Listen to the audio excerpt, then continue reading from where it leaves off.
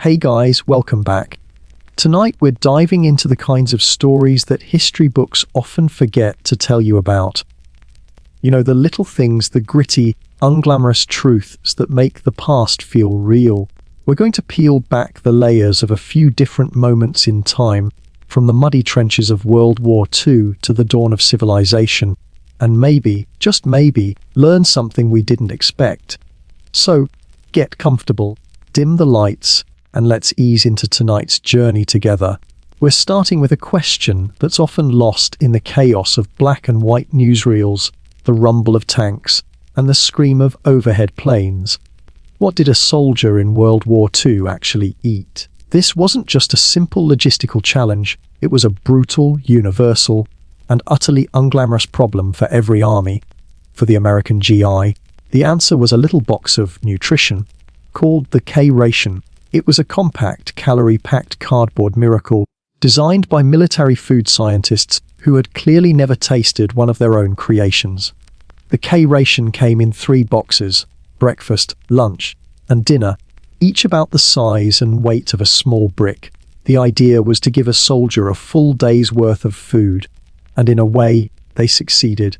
But the experience of eating it, that was a different story. Breakfast was, to put it mildly, an emotional roller coaster. You'd get a small can of ham and eggs, which was neither hammy nor eggy and had the texture of something halfway between Spam and damp drywall. This culinary delight came with rock-hard crackers, some instant coffee, and 4 cigarettes. The cigarettes, which were usually Camels or Lucky Strikes, were a crucial part of the ration, seen not just as a perk but as a necessity for stress relief. Each K-ration also contained a single, solitary sheet of toilet paper, a fact that every veteran remembers with a mix of awe and terror. You were also supposed to get around 250 calories from the entire day's rations, but that number dropped to around 280-30 later in the war as supplies became scarcer. Despite the high calorie count, some soldiers reported feeling perpetually hungry, a feeling military researchers later attributed to the lack of bulk in the processed food. This phenomenon, which they called the Humpty Stomach feeling, meant that even though a GI might have had enough calories to survive, he was still mentally and physically craving a full, satisfying meal. Lunch was just as exciting, with a small can of cheese spread that felt like it had more chemicals than actual cheese, another stack of those jaw-shattering biscuits, and a chocolate bar so dense you could use it as tank armor. This wasn't your normal chocolate bar, it was a specially formulated tropical bar designed to not melt in extreme heat. But it was so hard you had to scrape it with a knife or your bare hands to eat it. The army, in their infinite wisdom, intentionally made it unappetizing so soldiers wouldn't eat it unless they were truly starving. Mission accomplished. The D-ration, as it was officially called, contained about 600 calories and was so hard it could break your teeth if you weren't careful. One soldier, an infantryman named Bill from Ohio, wrote in his diary about trying to eat one. "I tried to bite it, but it was like trying to bite a rock. I ended up just staring at it, my stomach screaming, and the bar just staring back, mocking me." Finally, dinner arrived. It was typically a can of meat and beans that looked, as one soldier famously put it, like a crime scene in a can. The meal came with more crackers, more gum, and sometimes a tiny fruit bar that one veteran joked tasted like someone whispered the word apple over a piece of wood. The K-ration was the army's attempt to science its way to sustenance, to create a perfect little box of food. It was dry, weirdly square, and kind of tasted like war, but it worked. It was the fuel that helped win a global conflict, one questionable meat product at a time. And every now and then, a soldier would find a real Hershey's bar in his ration pack. For one brief bite, you weren't in the mud and the chaos, you were back home. That single taste of normalcy, of real comfort, was worth more than 1,000 calories of canned ham. If the K-ration was a culinary disappointment, and the D-ration was an audible punishment, then the field kitchen was a soldier's only hope for a moment of peace and a hot, recognizable meal. These were mobile food units, often pulled behind trucks or horses, that followed the troops as closely as they could. The food wasn't gourmet. It was industrial-sized vats of stew, beans, and gravy-like substances. The most famous of these field kitchen creations was sauce, or stuff on a shingle, a mixture of chipped beef and gravy served on toast. No one called it by its official name. It was always Essos, often with a less than polite word for the first S. But even if the food was bland and the setting was a muddy field, the smell of it meant food was coming. It meant you weren't eating another can of mystery meat, and for a brief moment, it felt like heaven in a world of chaos. Across the ocean, our German counterparts started the war with a surprisingly different culinary experience. The early war Wehrmacht ration was, by comparison, downright luxurious. German soldiers marched into battle with rye bread, sausages, butter, cheese, canned meats, and coffee. But it wasn't a standard, universally issued ration. It was something each soldier was expected to carry for a few days.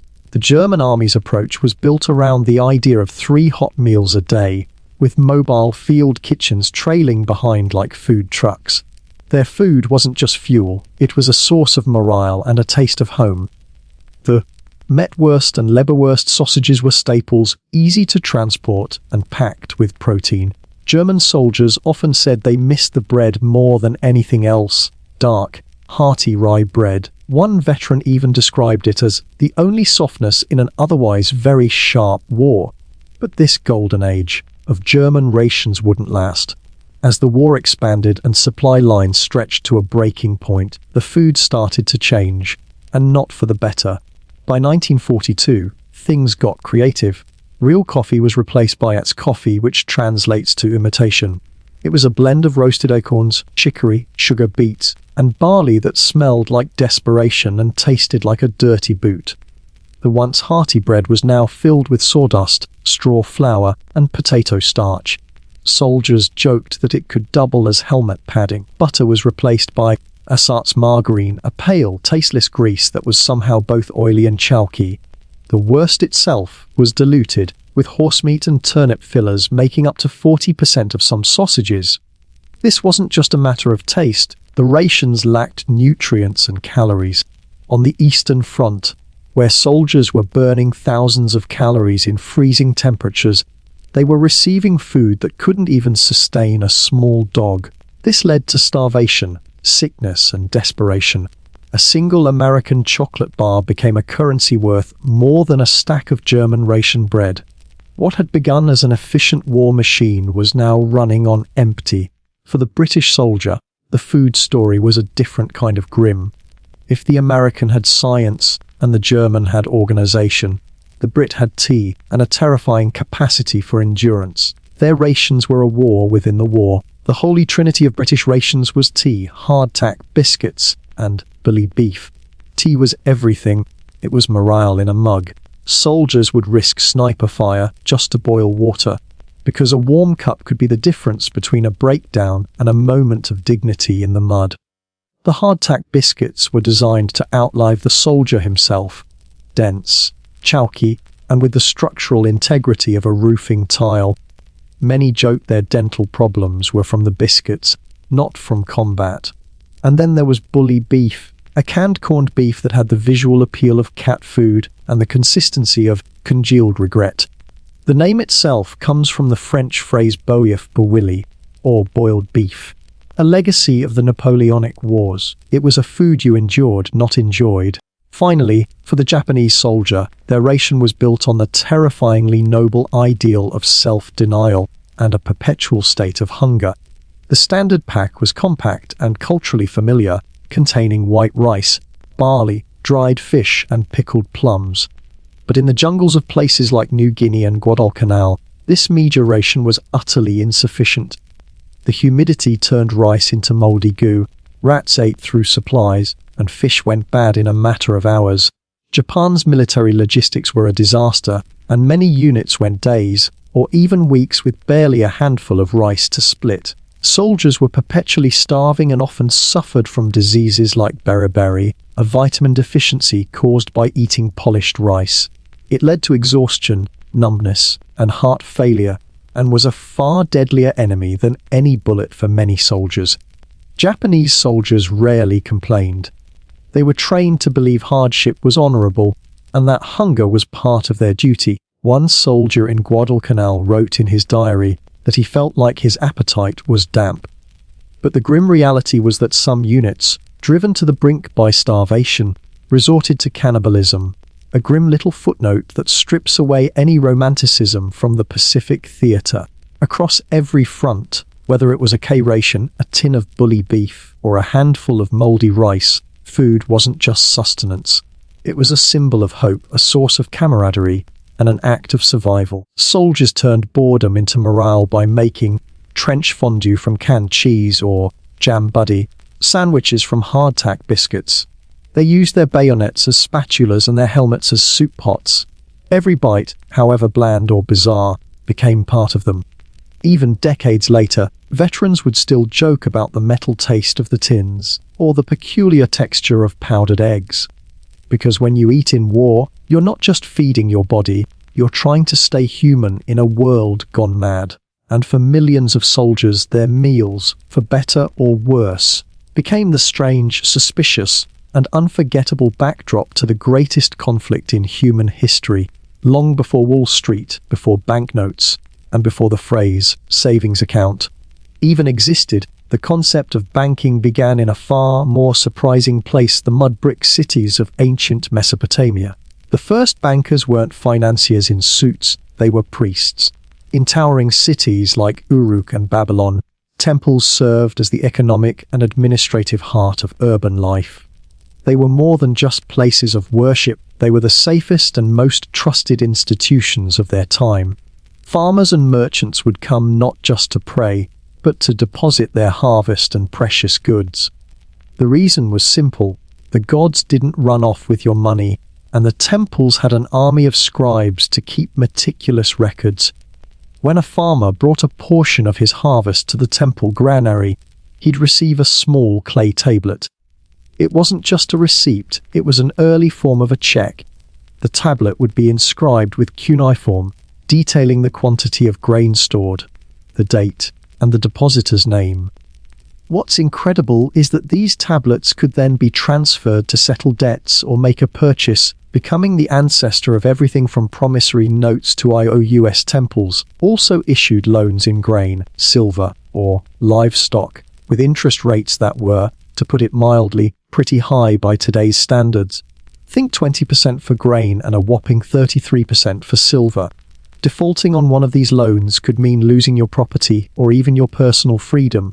This was banking in its most primal, raw, and brutal form. It was both a brilliant system that stabilized the economy and a cruel one that could trap people in a cycle of debt.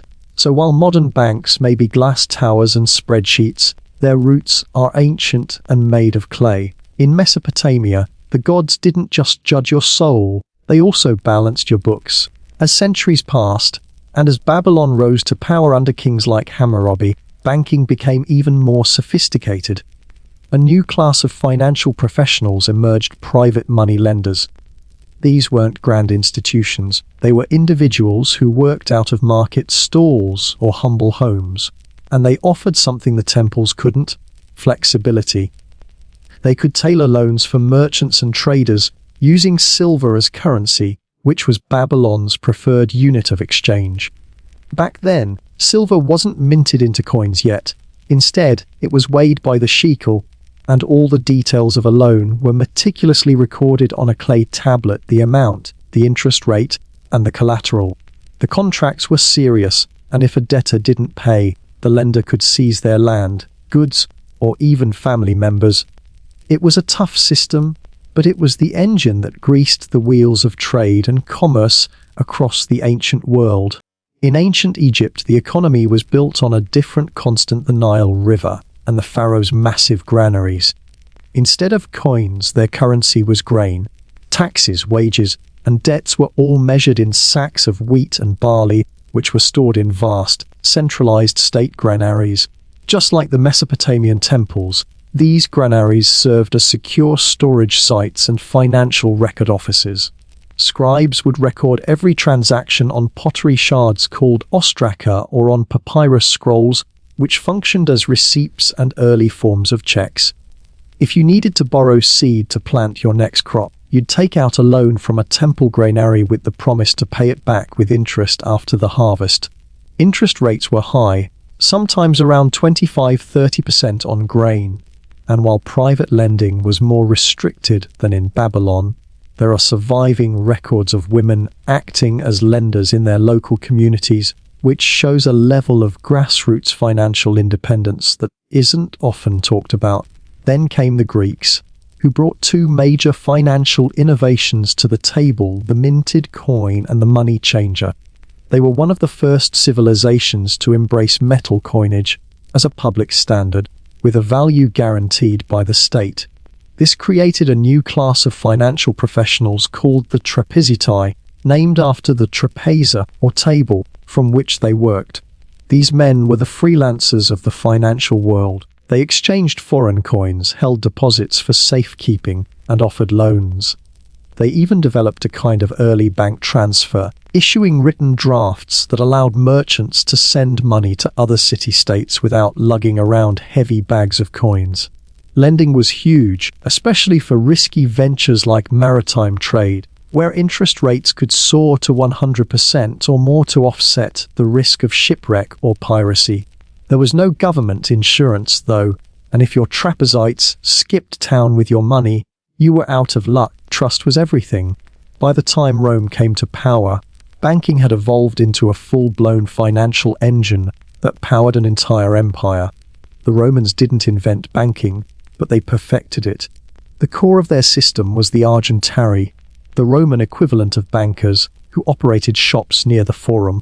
They handled everything, exchanging coins, taking deposits, and executing payments between parties. Wealthy Romans used them to manage their fortunes and kept ledgers called rations, which were the ancestors of our modern account books. Credit was the real fuel of the Roman economy, used for everything from trade and land purchases to even election campaigns.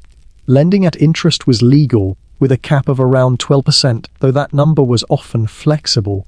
But there were risks. The Roman bankers weren't state-backed, and financial crises did happen, triggering waves of panic. In Rome, the flow of money was the lifeblood of the empire, binding together senators, soldiers, and merchants. Before the idea of a central bank, the power to mint coins was a political statement.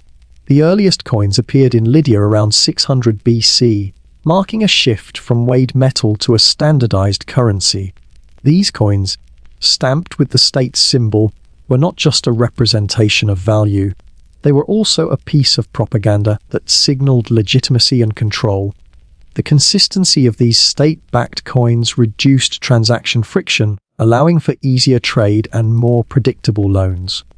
But this power also came with a dangerous temptation. Rulers could debase coins by mixing in cheaper metals to stretch the treasury, a practice famously used by Roman emperors. This led to economic instability, but the core idea, a currency guaranteed by the state, stuck and laid the groundwork for modern money. In the ancient world, temples didn't just serve the gods, they also served as the earliest safe deposit boxes, banks, and loan offices.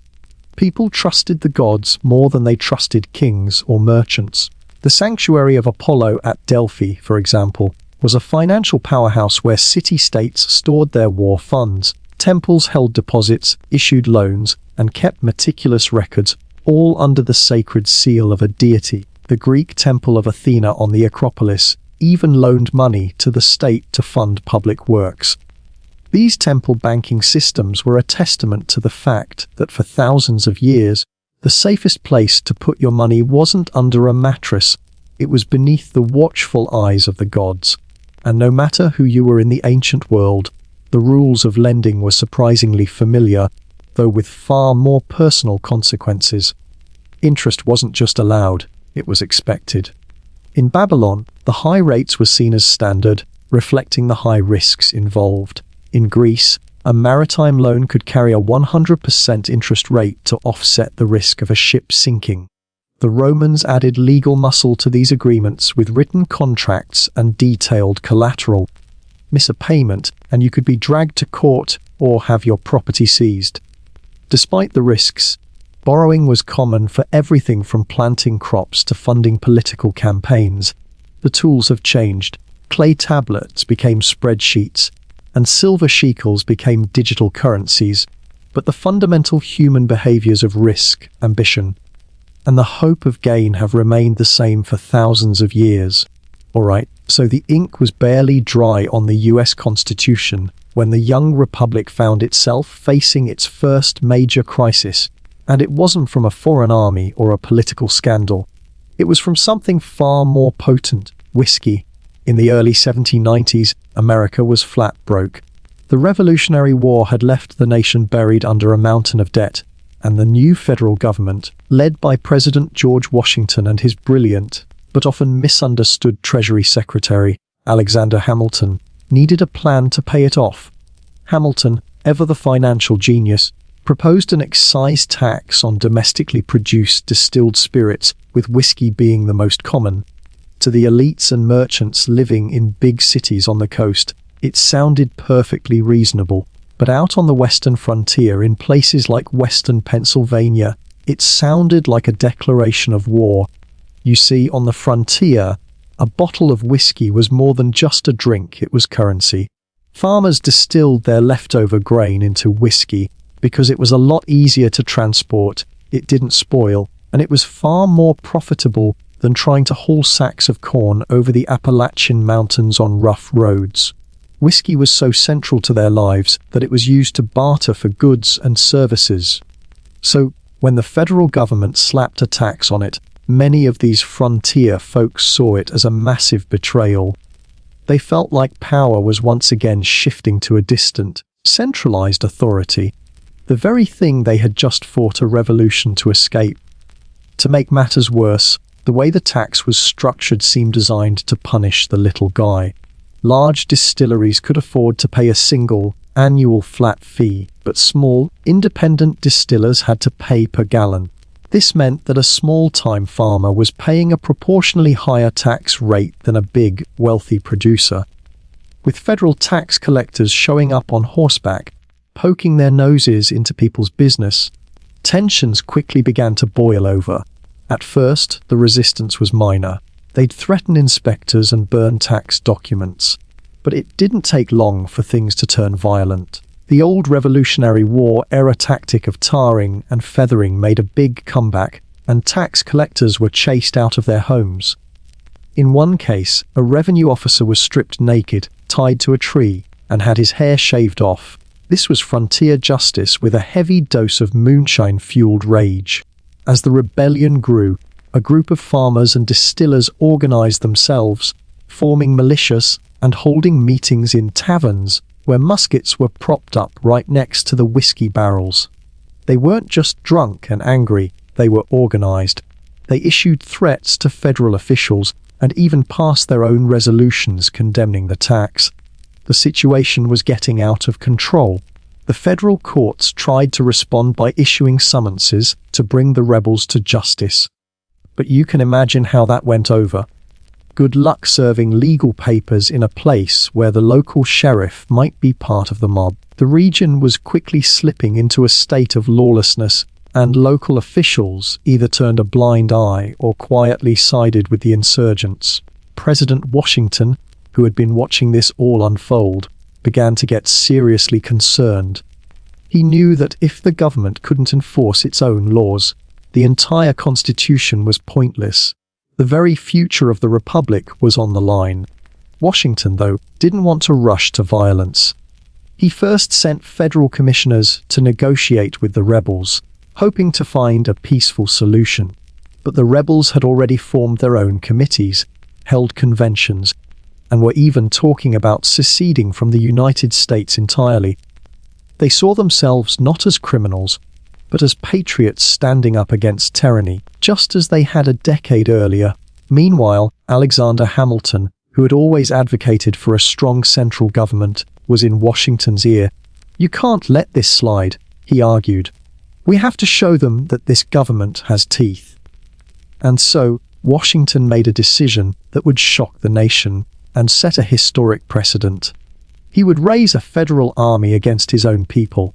This wasn't some small band of troops. Washington called on a force of nearly 13,000 men, almost 3 times the size of the army he had commanded at the pivotal Battle of Trenton during the Revolution. It was the largest federal force ever assembled in the US to that point.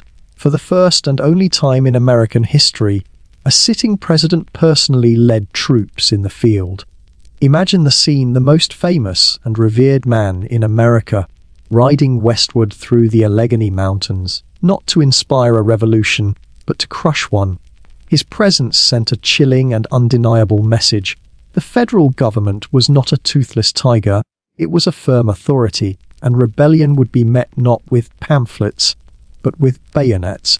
When the army approached the heart of the rebel territory, the rebellion fizzled out before a single shot was even fired. The rebels who had talked so tough in taverns suddenly remembered they had chores to do. The ringleaders either fled into the woods or claimed they didn't know anything about anything. There was no great battle, no climactic showdown. The rebellion just melted away. But Washington's message was loud and clear: the federal government was no joke. With the rebellion smothered, the soldiers turned around and headed home. But the aftermath still had to be dealt with.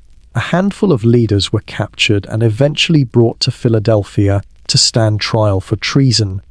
These weren't dangerous warlords, though. They were poor farmers who had made some bad decisions. In the end, only 2 men were actually convicted, and even that verdict was met with skepticism. And in a move that demonstrated the wisdom of the new republic, Washington chose mercy over vengeance. He pardoned both men, sending a powerful message. Yes, the government would enforce the law, but it wouldn't become a tyrant in the process. It was an act of clemency that was just as important as the show of force. Washington had shown strength, but also restraint, proving that the new republic could balance authority with compassion. The rebellion was over, but the precedent it set would echo for generations to come. The Whiskey Rebellion may have ended with barely a whimper, but politically, it left a hangover that would last for years. The event proved that the federal government had the power to enforce its laws, but it also lit the fuse on deep political divisions that were already simmering beneath the surface of American society. At the heart of the conflict were 2 competing visions for the nation. On one side were the Federalists, led by Alexander Hamilton, who believed in a strong central government and saw the rebellion as proof that the unruly countryside needed firm management. On the other were the Jeffersonian Republicans, who were deeply distrustful of centralized power and believed in the yeoman farmer and local control. To them, the federal government's response to the rebellion was a massive overreaction. Sending 13,000 troops after some angry farmers felt like stomping on a fly with a cannon. Thomas Jefferson privately referred to the federal march as a monarchical adventure, and in the aftermath of the rebellion, something curious happened. The Republican Party began to gain serious momentum. Out on the frontier, where distrust of federal authority had been fermented like whiskey itself, support for Jefferson's ideals surged. The rebellion had failed militarily, but it succeeded in galvanizing anti-federalist sentiment. It helped accelerate the formation of the first true political parties in America, sharpening the divide between those who wanted a strong, centralized state and those who wanted the states to call their own shots. At its core, the Whiskey Rebellion wasn't just about booze. It was about power, class resentment, and who the new republic would truly serve. Most of the rebels weren't outlaws, they were veterans of the Revolutionary War. They had fought and bled for a republic they now felt was turning its back on them, all while cozying up to wealthy Eastern bankers and merchants. The Whiskey Rebellion may seem like a curious footnote today, but its legacy is surprisingly alive. It showed the American people that the Constitution wasn't just a piece of paper, it had muscle. This was the first time the federal government had enforced a domestic law with troops, and the fact that George Washington himself led the effort gave it historical gravity. Every president since has inherited that precedent, a faint line tracing back to 1794 and a president on horseback. The rebellion also injected a lasting skepticism into American politics. The frontier's distrust of centralized government became a core part of our political identity. It proved to millions of Americans that distant elites could and would flex their power when it suited them. That spirit of rural defiance is a part of our history, and it never quite died out, it just fermented. And ironically, the very substance that sparked the rebellion, whiskey, reaped a strange legacy of its own. Far from being demonized, it became a symbol of independence and grit. The American whiskey industry, especially bourbon and rye, wears its rebellious roots like a badge of honor. You can find distilleries named after rebellion leaders and bottles designed to evoke that frontier spirit. So next time you raise a glass of bourbon or rye, remember that it's not just liquor in that bottle. It's a story of power, protest, and a young republic figuring out what kind of country it was going to be. Cheers to the rebellion that helped define a nation. When we think about the history of law, we often picture marble statues, towering courthouses, and a system of rules created by men, for men. But buried within some of the earliest legal texts in human history is a story about women. It's a story of both surprising freedoms and crushing restrictions. A story of power, property, and punishment. We're going to journey back thousands of years to see how women were defined by law in different ancient civilizations, from the Mesopotamian plains to the bustling streets of Rome. Our first stop is Babylon around 1754 BCE, under the rule of King Hammurabi. He etched his now famous code into a massive basalt stone, creating one of the earliest known attempts to formalize laws. Within its 282 articles, there are surprising insights into the lives of women. In Hammurabi's Babylon, a woman's legal identity was tied to her role. She was a daughter, a wife, a widow, or a mother. Each role came with its own set of rules and expectations. For example, a woman could be married off by her father, essentially being transferred from one household to another. Once married, she was expected to be faithful. If she was accused of adultery, both she and her alleged lover could be tied up and thrown into a river. If her husband chose to spare her life, the court would often go along with his decision.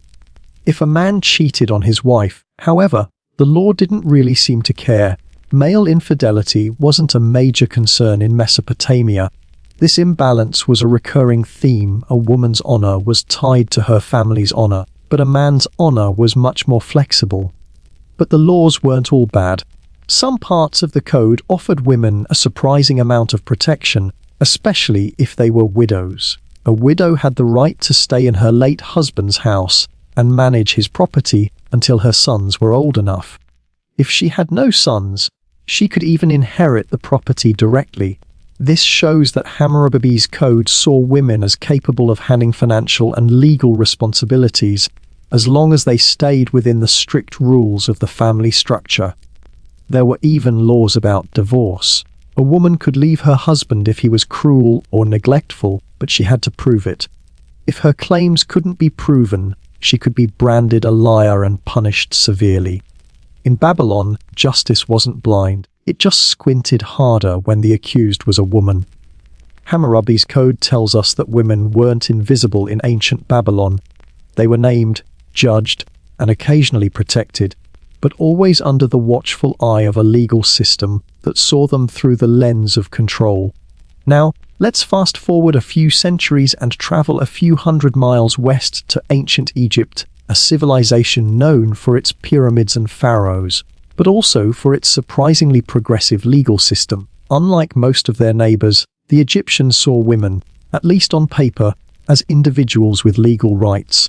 Egyptian women, regardless of their social class, had the legal right to own and inherit property, to sue and be sued, and even to initiate a divorce. These weren't just nice ideas, they were actually put into practice. Women could enter into contracts, serve as witnesses in court, and write their own wills.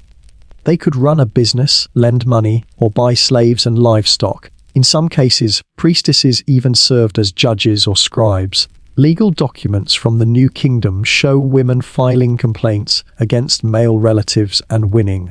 But of course, there's always a catch. Even with these legal freedoms, most women were still expected to live under the authority of their father or husband. And while they could own land, they were often expected to pass it down to male heirs. So while the law gave them a yes, society often said not quite. Still, compared to the rigid systems in other ancient societies, Egypt offered women something rare, the ability to participate in legal life as people, not just property. Divorce didn't carry a social stigma, and children were usually cared for by the mother, who also kept her dowry and often received additional property. But if you were a noble woman, you could get away with things that would send a peasant woman straight to the crocodiles, so class and connections mattered a lot more than gender. Still, it was a remarkable system for its time. Over in ancient India, the legal world of women was governed by Dharma, a moral and social order that was at the heart of Hindu philosophy. This was all written down in texts like the Manusmriti, or the Laws of Manu. The Manusmriti had a lot to say about women, and much of it was contradictory.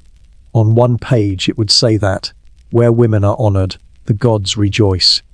On another it would warn that, woman must never be independent. Women were legally bound to a male guardian for their entire lives, a father during childhood, a husband during marriage, and a son during widowhood. Autonomy wasn't the ideal, obedience was. Marriage laws were especially strict.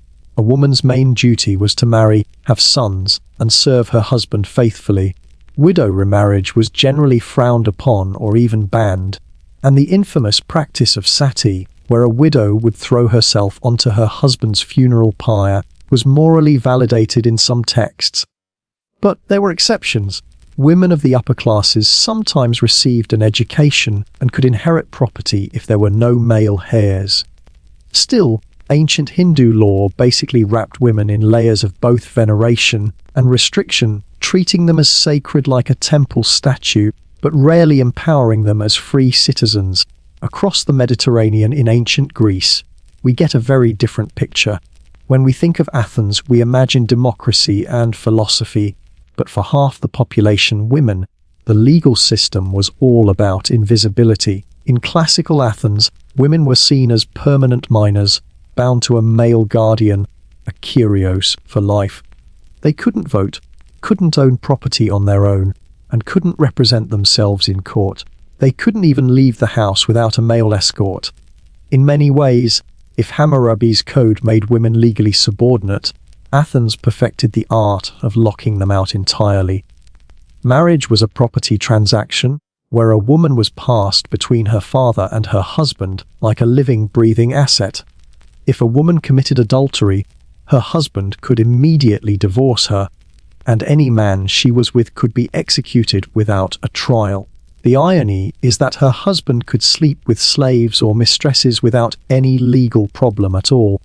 Women couldn't initiate a divorce themselves, and even in cases of assault, a male relative had to bring the charges. Greek women were legally invisible, living as shadows in a system that celebrated logic and liberty for men only. Finally, let's land in ancient Rome.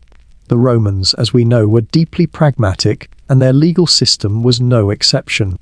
Roman women were not equal citizens, but they had a slightly more complex legal life than their Greek counterparts. When a Roman woman got married, the authority over her could either transfer to her husband Elis, manus marriage, or, over time, increasingly stay with her father sine manu marriage.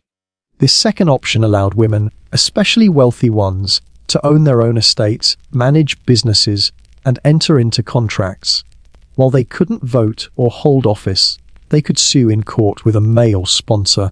The most famous exception was the Vestal Virgins, who were the only women completely free from male guardianship. They swore 30 years of chastity in exchange for immense prestige and legal independence.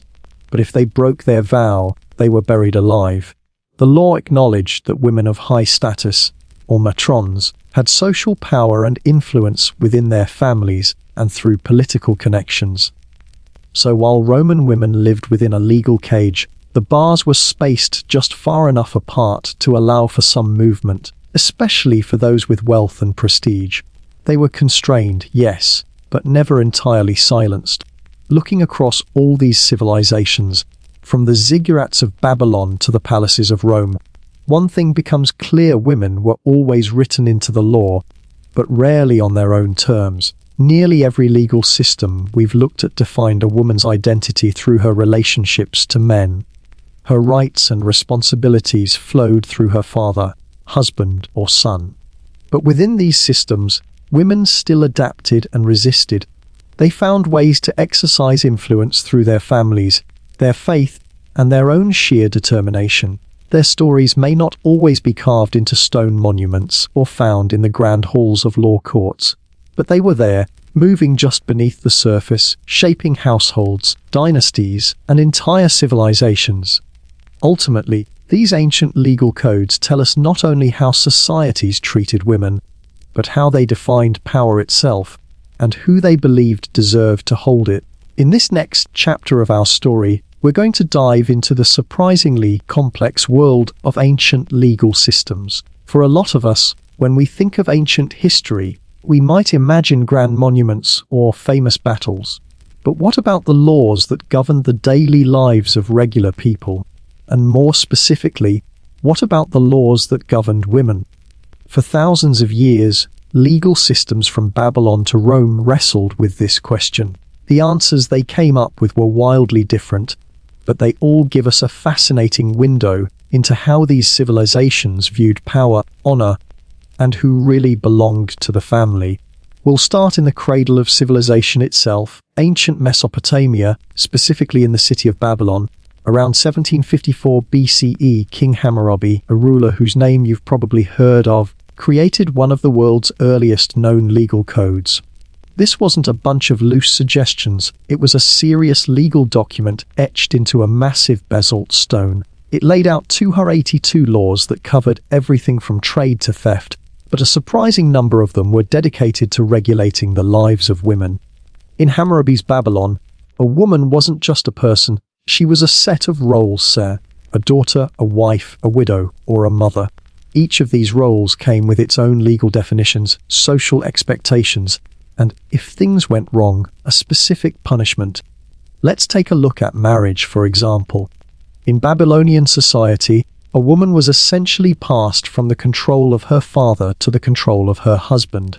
Once she was married, her faithfulness was a huge deal. According to the code, if a woman was accused of adultery, both she and the man she was with could be bound and thrown into a river. The law didn't pull any punches. However, if her husband decided to be merciful and spare her, the court would usually go along with his decision. But if the situation was reversed, and a man was the one cheating, the laws were far less concerned. Male infidelity wasn't a major legal issue in Mesopotamia. The legal double standard was stark and clear. A woman's honor was seen as part of her family's honor, while a man's honor was, let's say, a little more flexible. But believe it or not, the code wasn't entirely oppressive for women. Some of the laws actually offered them some surprising protections. For instance, a widow had the right to remain in her late husband's house and manage his property until her sons were old enough to take over. If there were no sons, she could even inherit the property herself. This shows that Hammurabi's code saw women as capable of handling financial and legal responsibilities, but only within the very strict boundaries of the family. The laws also provided a way for a woman to divorce her husband if he was cruel or neglected her, but proving it was another story. If she couldn't prove her case, she could be punished for being a liar. So while the law gave women a place, it rarely gave them the power to shape it. Now, let's fast forward a few centuries and travel a few hundred miles west to ancient Egypt. This civilization was known for its pyramids and pharaohs, but it was also surprisingly progressive when it came to women's legal rights, at least compared to its neighbors. In Egypt, women, whether they were rich or poor, had the legal right to own property, inherit land, and sue in court. They could even initiate a divorce. These weren't just theoretical rights, they were put into practice. we have surviving legal documents from places like Thebes that show women filing complaints against their male relatives and winning their cases. Egyptian women could also enter into contracts, serve as witnesses, and write their own wills. They were seen as legal individuals, not just as property or extensions of their husbands. This level of autonomy was incredibly rare for its time. Women weren't locked out of temples or courts. In fact, some women even served as scribes or judges. But as always, there was a catch. Most women still lived under the authority of a father or husband, and while they could own land, they were often expected to pass it down through male heirs. The law might have said, yes, but society often said, not so fast. Still, the difference was huge. Unlike a lot of other ancient cultures, divorce in Egypt didn't carry a social stigma. Children were usually cared for by the mother, and she was able to keep her dowry and often received extra property. So while Egypt wasn't a perfect utopia, it offered women a level of legal participation that was almost unheard of in the ancient world. It was a world where women were seen as people, not just property. Our next stop is ancient India, where the legal world for women was governed by Dharma, the moral and social order at the heart of Hindu philosophy. This system was codified in texts like the Snoozetorian, or the Laws of Manu. This framework was deeply hierarchical and duty-driven. It would declare in one place that, where women are honored, the gods rejoice. But in another, it would warn that, a woman must never be independent. The tone swung between reverence and restriction, between divine praise and domestic captivity. Women were legally bound to male guardians throughout their lives, first their father, then their husband, and finally their sons in widowhood. This wasn't just a cultural norm, it was written into law. Marriage was also extremely rigid. A woman's primary duty was to marry, have sons, and serve her husband faithfully. Widow remarriage was generally frowned upon or even banned, and the infamous practice of sati, where a widow would throw herself onto her husband's funeral pyre, was morally validated in some legal and religious texts. While it wasn't universally enforced, the law didn't condemn it either. Now, there were a few exceptions. Women of the upper classes sometimes received an education and could inherit property if there were no male heirs. In some regions, women even served as rulers, but these were rare and exceptional cases. Divorce was also generally disapproved of, and it was the man who had far more legal freedom to end a marriage. In ancient Hindu law, women were basically wrapped in layers of both veneration and restriction. They were seen as sacred, but sacred in the way a temple statue is. Revered but not free. Now, let's go to ancient Greece, a place we often think of as the birthplace of democracy, philosophy, and great theatre. But for women, the legal system was less about liberty and more about invisibility. Especially in classical Athens, women were legally seen as permanent minors, bound for life to the guardianship of their nearest male relative, a kyrios. They couldn't vote, own property on their own, or represent themselves in court. They couldn't even enter into contracts. In many ways, if Hammurabi's code made women legally subordinate, Athens perfected the art of locking them out entirely. Marriage was basically a property transaction. A woman's kyrios arranged her marriage, and she was passed to her husband's household as part of an exchange of dowries and land. Legally, she was transferred like livestock, a living asset passed between men. Despite this, her fidelity was of huge legal importance. If an Athenian woman committed adultery, her husband could legally divorce her on the spot, and the man she was with could be executed without a trial. The irony is that her husband could sleep with slaves or concubines without any legal repercussions. The double standard was not just common, it was built right into the legal structure. Women couldn't initiate a divorce themselves, and in cases of assault, a male relative had to speak for them.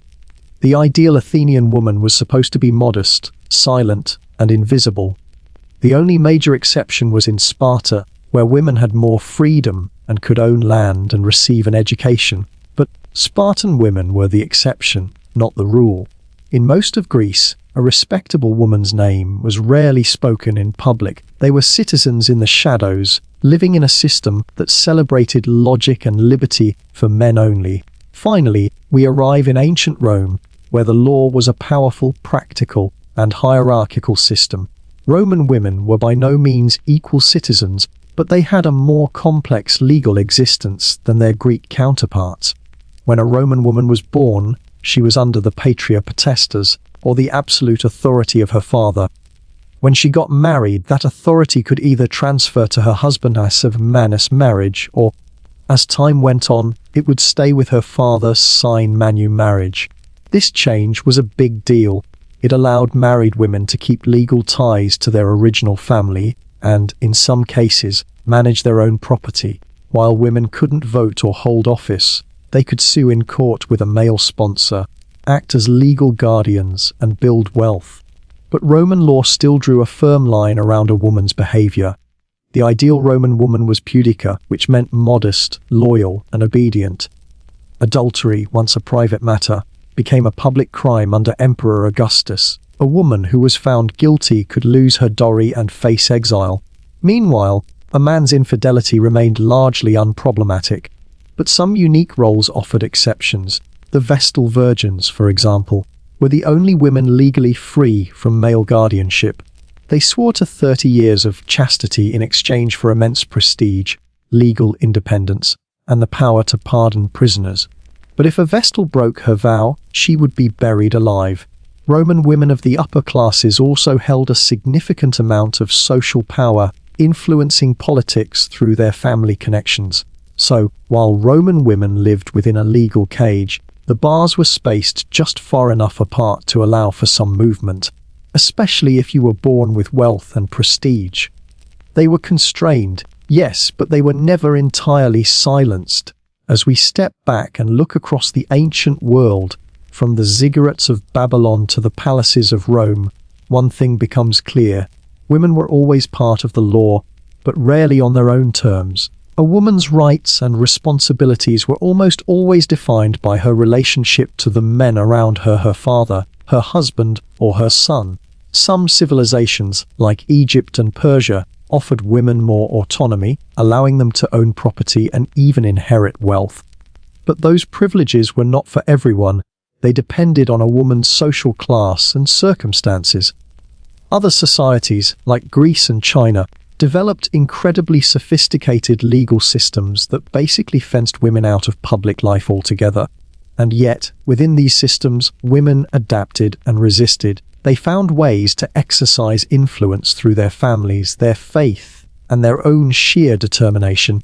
Their stories may not always be carved into stone monuments, but they were there, quietly shaping households, dynasties, and entire civilizations from beneath the surface.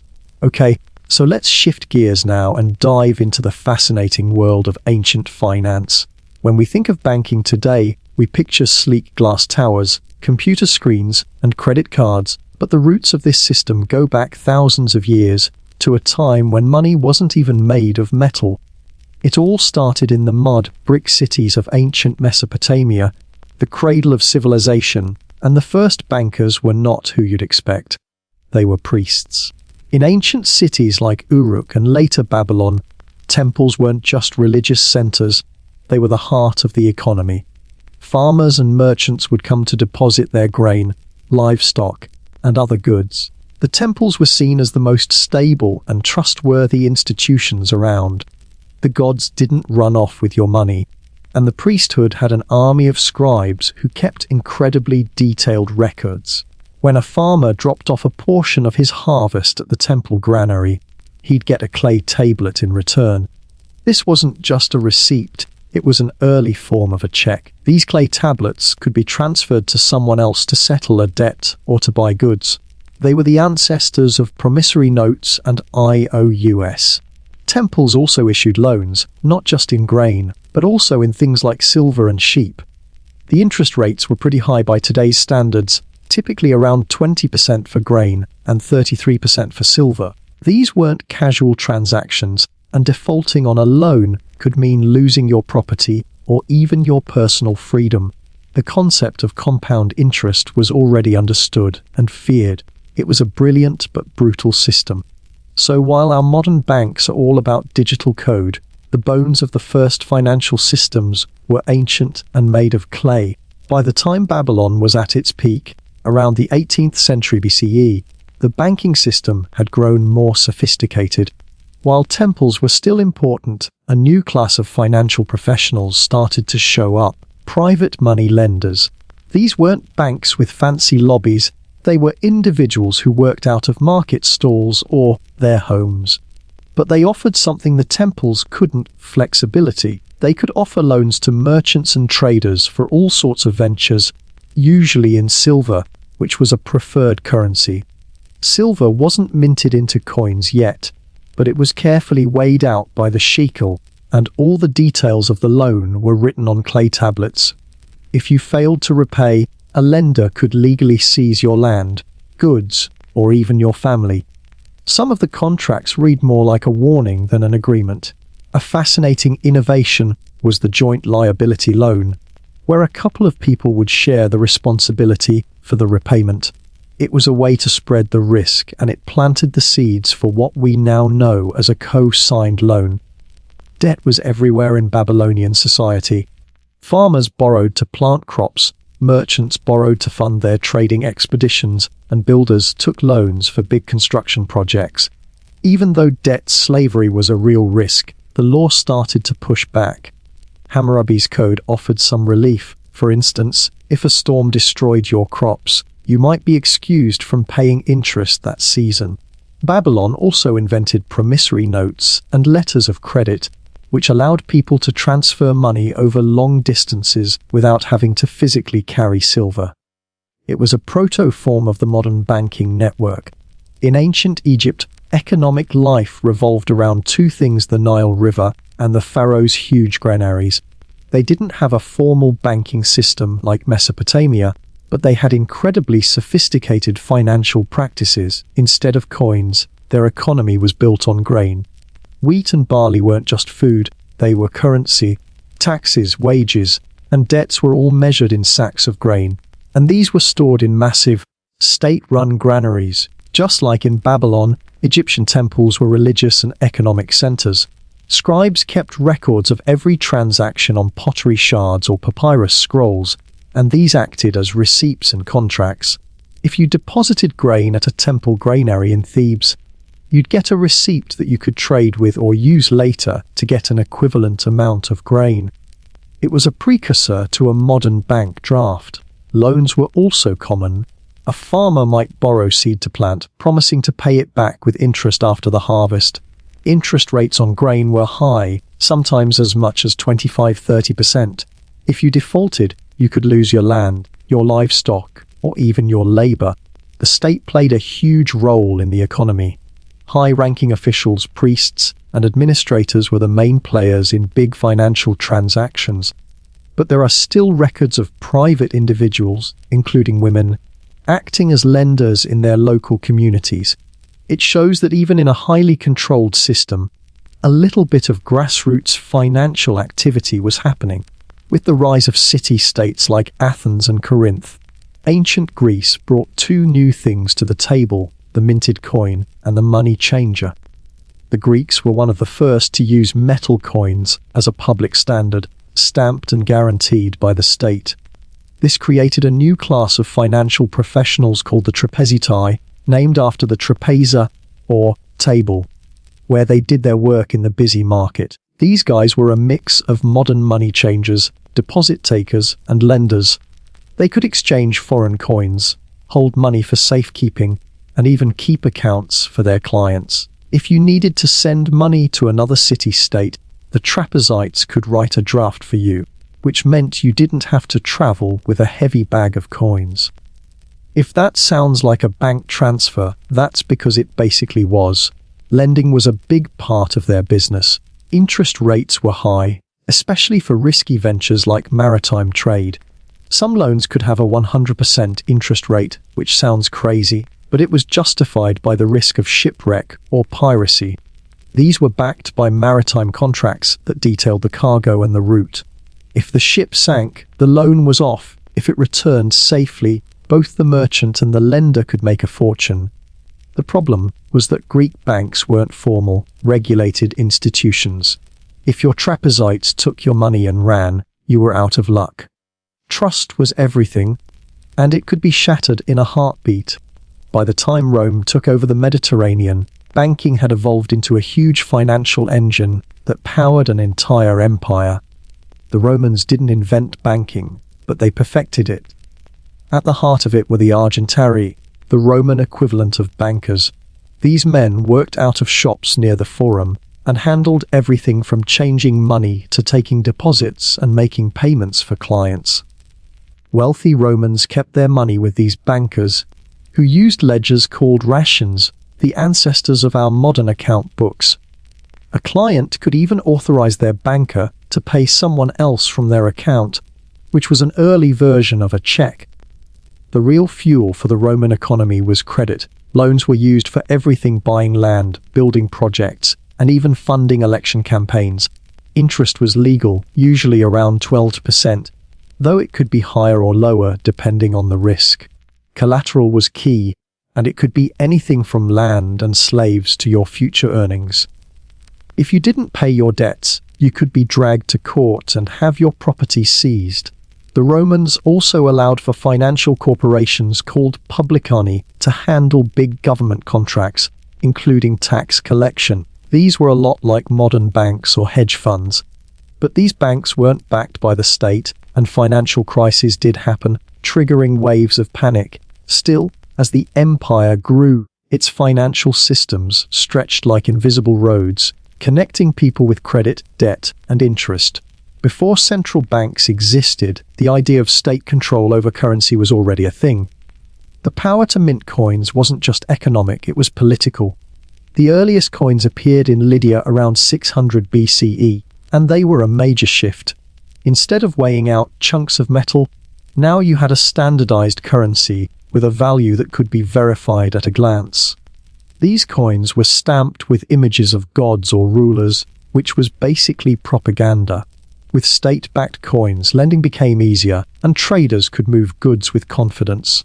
This consistency made loans more predictable and helped expand trade routes. Rulers could also debase coins by mixing in cheaper metals to stretch the treasury.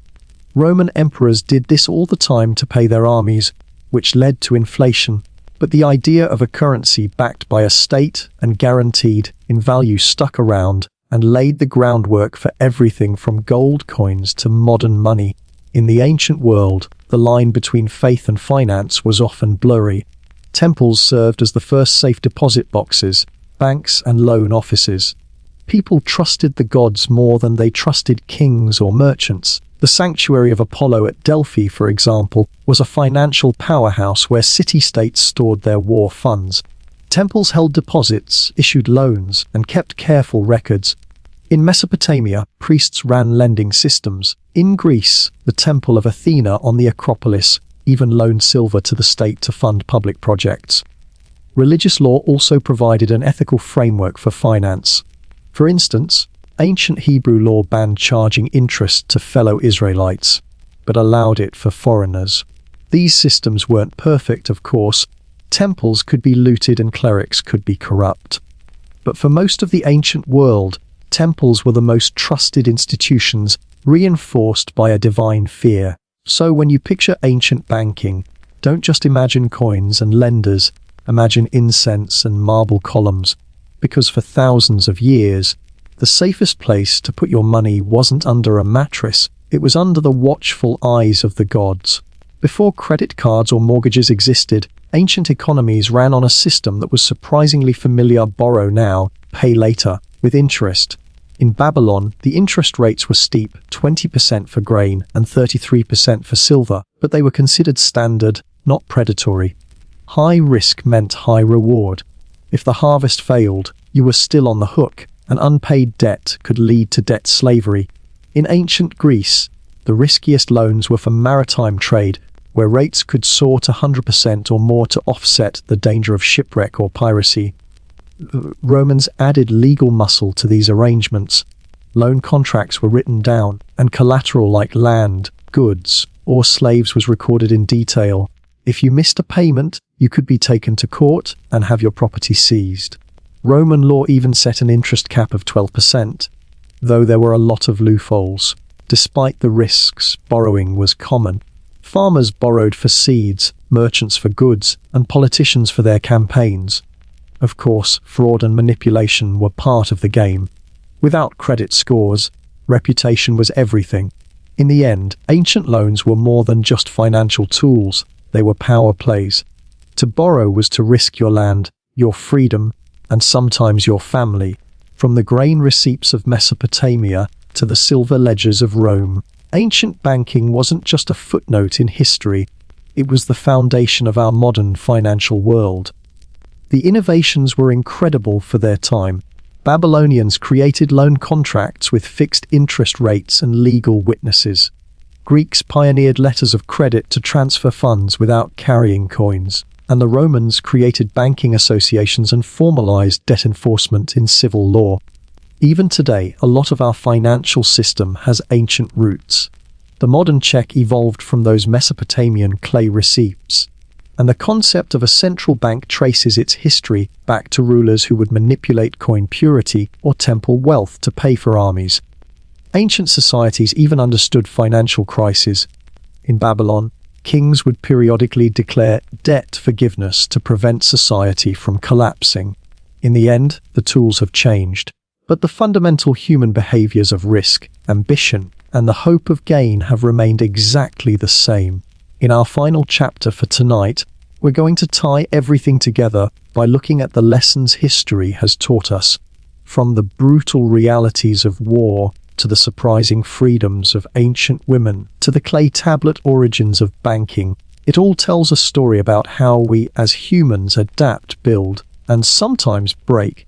It's a look at the echoes of the past that still resonate today. After the guns of World War II fell silent, and after the uniforms were packed away in drawers, one thing stayed with the veterans: the food. The rations were more than just sustenance, they were the backdrop to trauma, camaraderie, and hope. A bite of bully beef could instantly bring back a muddy foxhole in France, and a whiff of cabbage soup could conjure the frozen trenches outside Stalingrad. A can of Spam wasn't just meat, it was a moment in time. Some veterans remembered their rations with dark humor. American GAs would joke about having to eat a D ration like it owed them money. British troops would swap stories about how the locals laughed at them when they tried to trade hardtack biscuits. One Soviet veteran even claimed he couldn't eat bread for years after the war, not because he hated it, but because it felt like sacred ground to him. Food marked the boundaries of war. A fresh apple meant you were close to a farm, and maybe peace. A hot stew from a field kitchen meant you probably weren't going to die that day. Even bad coffee meant someone cared enough to boil water for you. And let's not forget the care packages.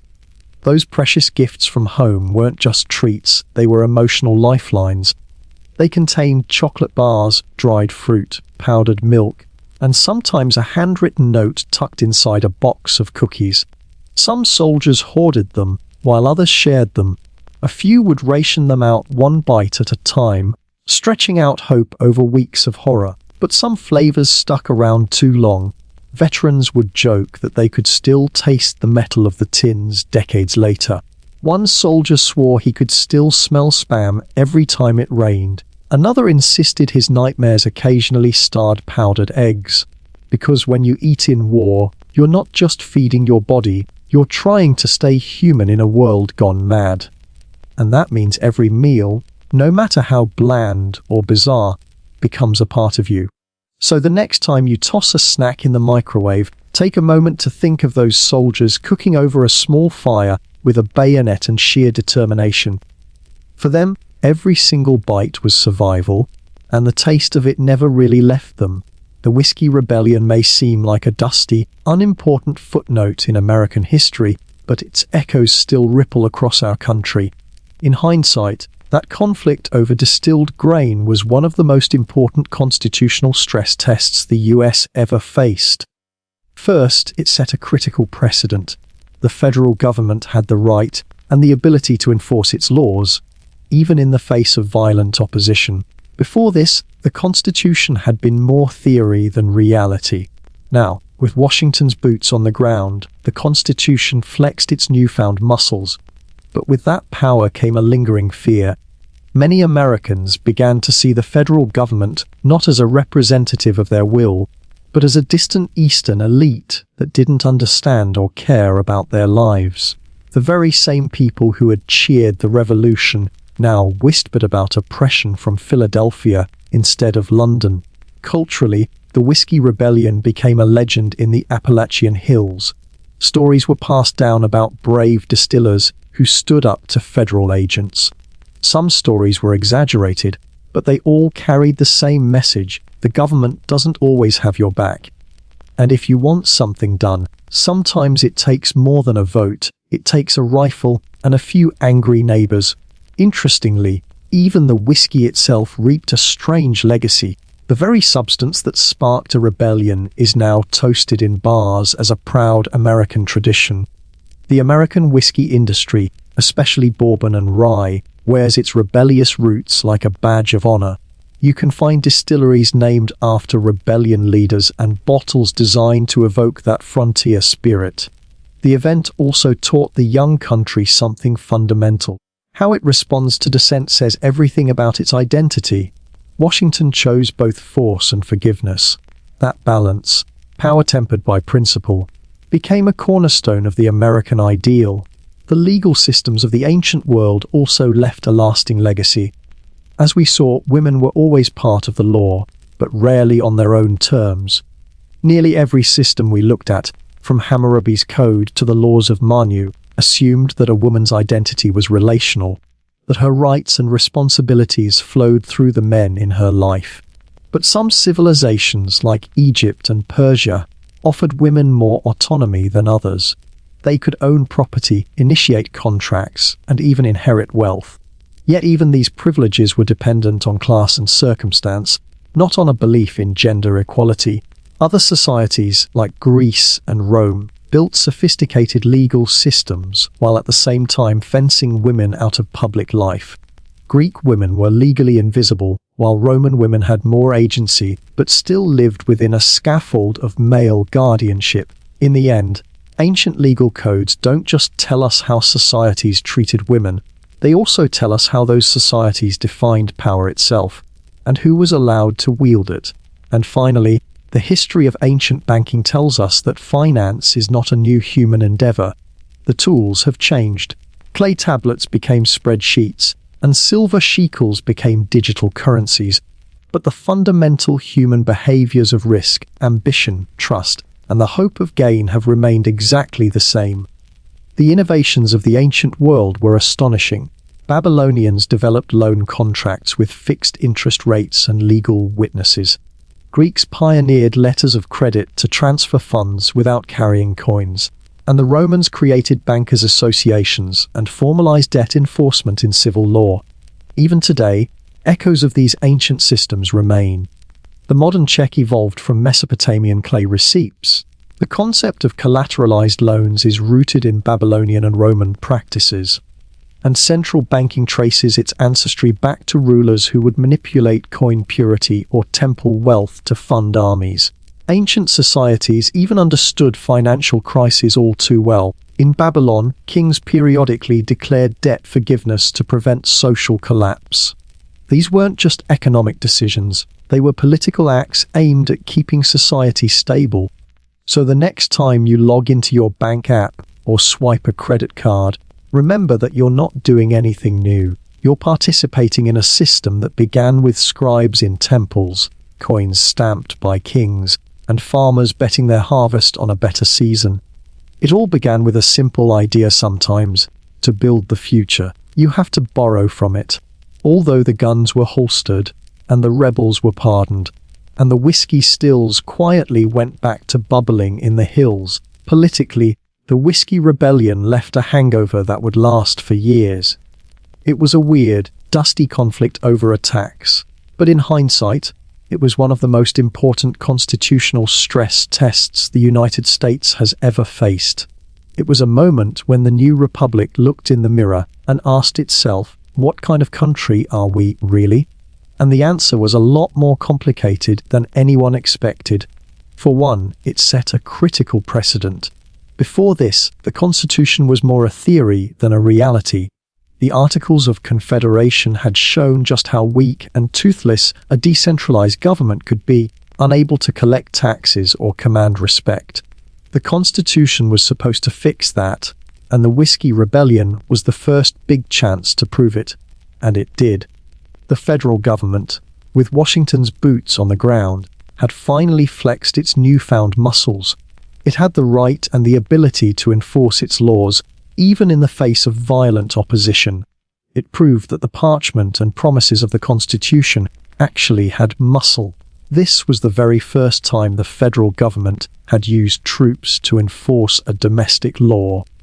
The fact that it did so under the personal leadership of George Washington gave it an incredible historical weight. Every president since, from Lincoln to Eisenhower, even up to recent presidents deploying the National Guard during civil unrest, can trace a faint line of precedent back to 1794 and a president on horseback. It was a huge moment that proved the Union was something to be taken seriously. But with that newfound power came a lingering fear. Many Americans, especially those living out on the frontier, began to see the federal government not as a representative of their will, but as a distant, Eastern elite that didn't understand or care about their lives. The very same people who had once cheered the revolution now whispered about oppression coming from Philadelphia and New York instead of London. Culturally, the rebellion became a kind of legend in the Appalachian Hills. Stories were passed down for generations about brave distillers standing up to federal agents. Some of these stories were exaggerated and some were romanticized, but they all carried the same message: the government doesn't always have your back. And if you want to get something done, sometimes it takes more than a vote. It takes a still, a rifle, and a few angry neighbors. The most lasting impact, though, was the political division it helped create. The rebellion lit a fuse on deep ideological differences that were already simmering just beneath the surface. At the heart of the conflict were two opposing visions for the future of America. On one side, you had Alexander Hamilton and the Federalists. They were all about order, commerce, and a strong central government. They saw the rebellion as absolute proof that the unruly countryside needed firm management. They looked at the mobs of angry farmers and said, "See, we told you so. This is why we can't trust the common folk with too much freedom, especially when there's whiskey involved." But on the other side, you had the Jeffersonian Republicans. They were deeply suspicious of centralized power and believed in the human farmer and the importance of local control. To them, the federal government's response to the rebellion wasn't a heroic act of law enforcement, it was overkill. They saw sending 12,000 troops after a few farmers with corn mash as a ridiculous overreaction. It felt like stomping on a fly with a cannon. Thomas Jefferson, who was serving as Washington's vice president at the time, didn't hold back his opinions. He privately referred to the Federal March as a monarchical adventure. He believed that Washington's show of force only pushed the common man further away from the government and right into the arms of the Republican cause. And indeed, in the aftermath of the rebellion, something curious happened. The Republican Party began to gain serious traction. Out on the frontier, where distrust of the federal government had been brewing like a good batch of whiskey, support for Jefferson's ideals surged. These weren't just drunk and angry farmers anymore. They were voters. And they were angry about being treated like a bunch of criminals for refusing a tax they could barely afford. The rebellion had failed militarily, but it succeeded in galvanizing anti-federalist sentiment. It helped accelerate the formation of America's first true political parties, sharpening the divide between those who wanted a strong, centralized state and those who wanted the individual states to call their own shots. So while no war had broken out, a new kind of battle had begun. One fought not with muskets and torches, but with ballots, speeches, and ideology. At its core, the Whiskey Rebellion was about more than just booze. It was about power and class resentment. To the small farmers of western Pennsylvania, the whiskey tax was more than an annoying expense. It was a symbol of everything they feared about the new federal government. They worried that it would be run by elites for elites at the expense of the working poor. Most of the people involved in the rebellion weren't outlaws. They were veterans of the Revolutionary War. These were men who had fought and bled for a republic they now felt was turning its back on them. They had returned from the battlefield to discover that the very government they helped establish was now squeezing them dry, all while cozying up to Eastern bankers and merchants. It was, as one historian put it, like fighting a lion only to come home and get kicked by the house cat. To make matters worse, many frontier folks felt deliberately excluded from politics. Their voices were drowned out by wealthier urban politicians who had no idea what life was like west of the Appalachians. On top of that, the tax itself was disproportionately unfair to small producers. Wealthy distillers could afford lawyers, paperwork, and a single annual flat fee. The poor guy with 1 still and 6 barrels of corn mash, on the other hand, got a federal marshal and the threat of a prison sentence. The optics were terrible, and the anger was real. In this way, the rebellion was an early warning sign. Class tension wasn't going to just disappear because America had a constitution. If anything, the struggle between wealthy power centers and rural working communities was a fundamental part of the American experience, and the Whiskey Rebellion was just the first slice. Interestingly, some of the most radical rebels even adopted the fiery language of the French Revolution, which was happening around the same time. They spoke of liberty, tyranny, and the rights of man. To Washington and Hamilton, that kind of rhetoric was absolutely terrifying. The last thing they wanted was a Paris-style bloodbath spilling into the Ohio Valley. But to the whiskey rebels, those words weren't dangerous. They were a promise they felt had already been broken. Washington's personal decision to lead troops into western Pennsylvania was as bold as it was risky. At the time, many Americans saw the presidency as a distant, almost ceremonial role. But with that march, Washington shattered that image. He was no passive figurehead. He was an active enforcer of federal power. For Washington, the rebellion was a test not just of law and order, but of the very legitimacy of the federal system. He had helped design the Constitution, and now he was putting it to work. If he failed, if he allowed violence and intimidation to override the law, the whole project might unravel. 13 separate states could easily decide they were better off going their own way. The rebellion, in that light, wasn't just a backwoods tantrum, it was the canary in the Democratic coal mine. Washington's personal involvement added enormous weight. His reputation was nearly mythical. He was the father of his country, and when word spread that he himself was riding west, many rebels melted into the landscape. Some couldn't even believe it. Washington was supposed to be the hero of liberty, and now he was marching on citizens over whiskey. But the gamble paid off. Washington didn't need to fire a single shot to win. His presence alone restored order. And he knew when to stop. Once the rebellion was over, he withdrew.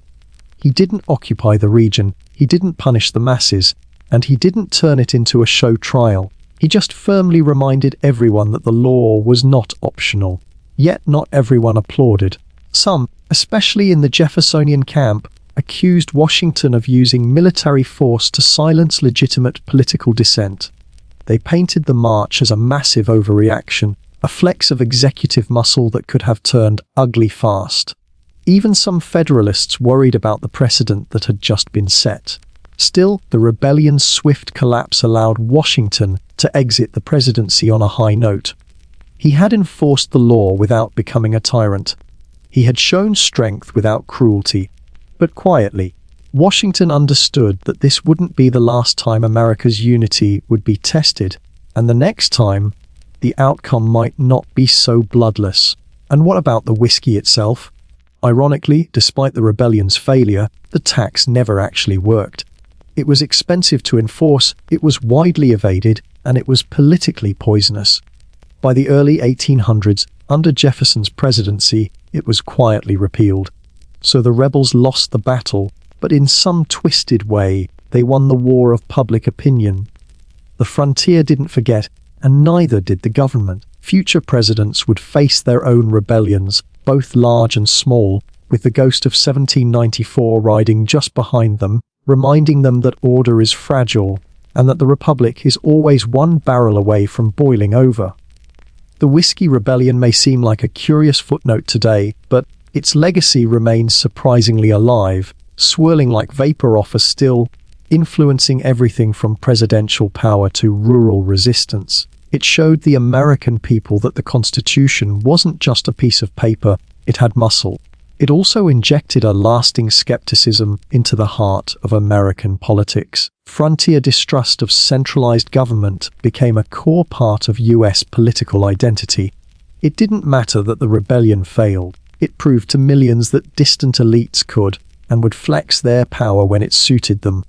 That spirit of rural defiance, you can still hear it today in arguments about states' rights and a deep-seated American love of local control. In short, the rebellion planted seeds of resistance that never quite died out. They just fermented, and believe it or not, the whiskey itself also reaped a strange legacy. Far from being demonized, it became a symbol of independence and grit. The very substance that sparked a rebellion is now toasted in bars as a proud American tradition. In fact, the American whiskey industry, especially bourbon and rye, wears its rebellious roots like a badge of honor. You'll find distilleries named after rebellion leaders, bottles designed to evoke the frontier spirit, and slogans that practically dare the IRS to come knocking again. And finally, the event taught a young country something fundamental. How it responds to dissent says everything about its identity. Washington chose both force and forgiveness. That balance, that power tempered by principle, became a cornerstone of the American ideal. Not always followed, of course, but always referenced. So next time you raise a glass of bourbon or rye, remember it's not just liquor in that bottle.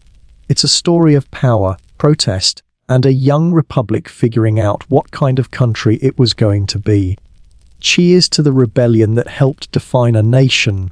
So, we've just spent some time talking about the young American Republic, about a small tax that ignited a big rebellion, and how a nation grappled with its identity right out of the gate. But what's incredible about that story is that it's a timeless one.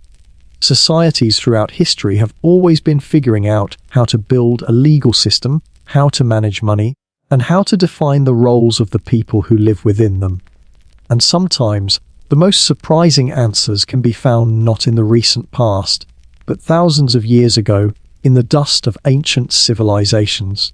It's easy to look back at ancient history and think of it in terms of big, sweeping events: the building of the pyramids, the rise of the Roman Empire, the conquests of Alexander the Great. We imagine stone tablets and grand monuments, gods and goddesses, kings and pharaohs. But I want to do something a little different. I want to look at the stories that are often written on the margins, the gritty, day-to-day details that tell us what life was really like. We're going to step into worlds that feel alien and distant, but you might be surprised by how familiar some of the human struggles were. We're going to ask the kinds of questions that a regular person living back then would have asked. What are my rights? Who can I trust? And where do I put my money so it doesn't get stolen? We'll start by exploring something that has been at the core of human society for millennia: the law. For a lot of us, we take our legal system for granted, but for thousands of years, civilizations had to figure it out from scratch. And when they did, one of the most pressing and, frankly, complicated issues they had to deal with was the legal status of women. It's a topic that's often oversimplified or ignored, but it's a story with incredible highs and devastating lows. You see, from the towering ziggurats of Babylon to the bustling streets of Rome, and from the serene temples of ancient Egypt to the philosophical schools of Greece, Every civilization had to come up with its own legal framework for women. The answers they came up with were wildly different. Some gave women surprising amounts of freedom, others locked them out of public life entirely. It's a curious mix of protection and control, of honor and oppression. We'll explore this tension by looking at some of the earliest legal codes we've ever found. We'll find out how Hammurabi's code in Babylon both protected and restricted women, and how Egyptian women had a level of legal freedom that wouldn't be seen in Europe for thousands of years. We'll also dive into the laws of ancient India, Greece, Rome, Persia, and China to see how different cultures wrestled with the same fundamental questions. The results are a fascinating puzzle that shows us a lot about how power, justice, and family were defined. It's a story that's still being told today, and it all started with scribes and stone tablets. But the law wasn't the only thing these ancient societies were building from the ground up. They were also inventing something just as important, something that makes our modern world possible, the banking system. It's hard to imagine, but there was a time when there were no banks, no checks, no credit cards. So how did people manage their money? Who were the first bankers? The answer is probably not who you think. We're going to journey back to a time when the first banks weren't housed in sleek glass towers, but in the most surprising of places, temples. That's right. The first bankers were priests. In the cities of ancient Mesopotamia, people trusted the gods more than they trusted their kings or merchants, and so the temples became the most stable, trustworthy institutions to store grain, silver, and other valuable goods. These ancient financial systems, built on trust and a little bit of divine fear, were the very first seeds of our modern financial world. But that was just the beginning. From there, we'll see how banking evolved from these temple-based systems. We'll look at the rise of private money lenders in Babylon, who offered flexibility that the temples couldn't. We'll see how ancient Egypt, an economy built on grain and not coins, managed to create a sophisticated financial system using government-run granaries and scribes who kept records on pottery shards. We'll also explore how the Greeks invented the minted coin and a new class of financial professionals who were basically the first bank tellers, and how the Romans expanded these ideas to create a vast financial engine that powered an entire empire. We'll even look at the role of state-controlled currency and how rulers could manipulate coin purity to pay for armies, a practice that's eerily familiar today. We'll find out how these ancient civilizations invented everything from promissory notes and letters of credit to collateralized loans and interest, and how they laid the groundwork for a system that still runs our world today. So, as we settle in for this next part of our journey, I want you to forget what you think you know about ancient history. Forget the dusty museum exhibits and the boring history books. This is a story about people just like us, trying to figure out how to live together. It's a story about laws and money, about power and vulnerability, and about how every civilization, no matter how old, had to invent a way to keep track of its dreams, its fears, and its hopes for the future. And it all started in a place you'd never expect. All right, let's dive back in and take a closer look at something history books often gloss over: the legal standing of women in the ancient world. It's a story with incredible ups and downs, from surprising freedoms to some truly mind-boggling restrictions. We're going to journey through a few major civilizations and see how each one wrestled with the question of women's rights, and in doing so, revealed a lot about their own core values. Our journey begins, as so many things do, in the cradle of civilization, the Fertile Crescent of Mesopotamia. Specifically, we're landing in Babylon around 1754 BCE. This is the world of King Hammurabi and his now famous Code of Law, a massive basalt stone etched with 282 articles of divine justice. It's a truly stunning piece of legal history. But if you look closely at the text, a curious pattern emerges. For a woman, the law wasn't about being an individual. It was about her role. Were you a daughter, a widow, a mother? Each of those roles came with a legal definition, a social expectation. and a set of rules that you had to follow. Take marriage. A woman could be married off by her father, essentially transferred from one family to another. Once she was a wife, the law's focus turned to her loyalty. If a woman was accused of adultery, the code was brutal and clear. Both she and her alleged lover could be bound and thrown into a river.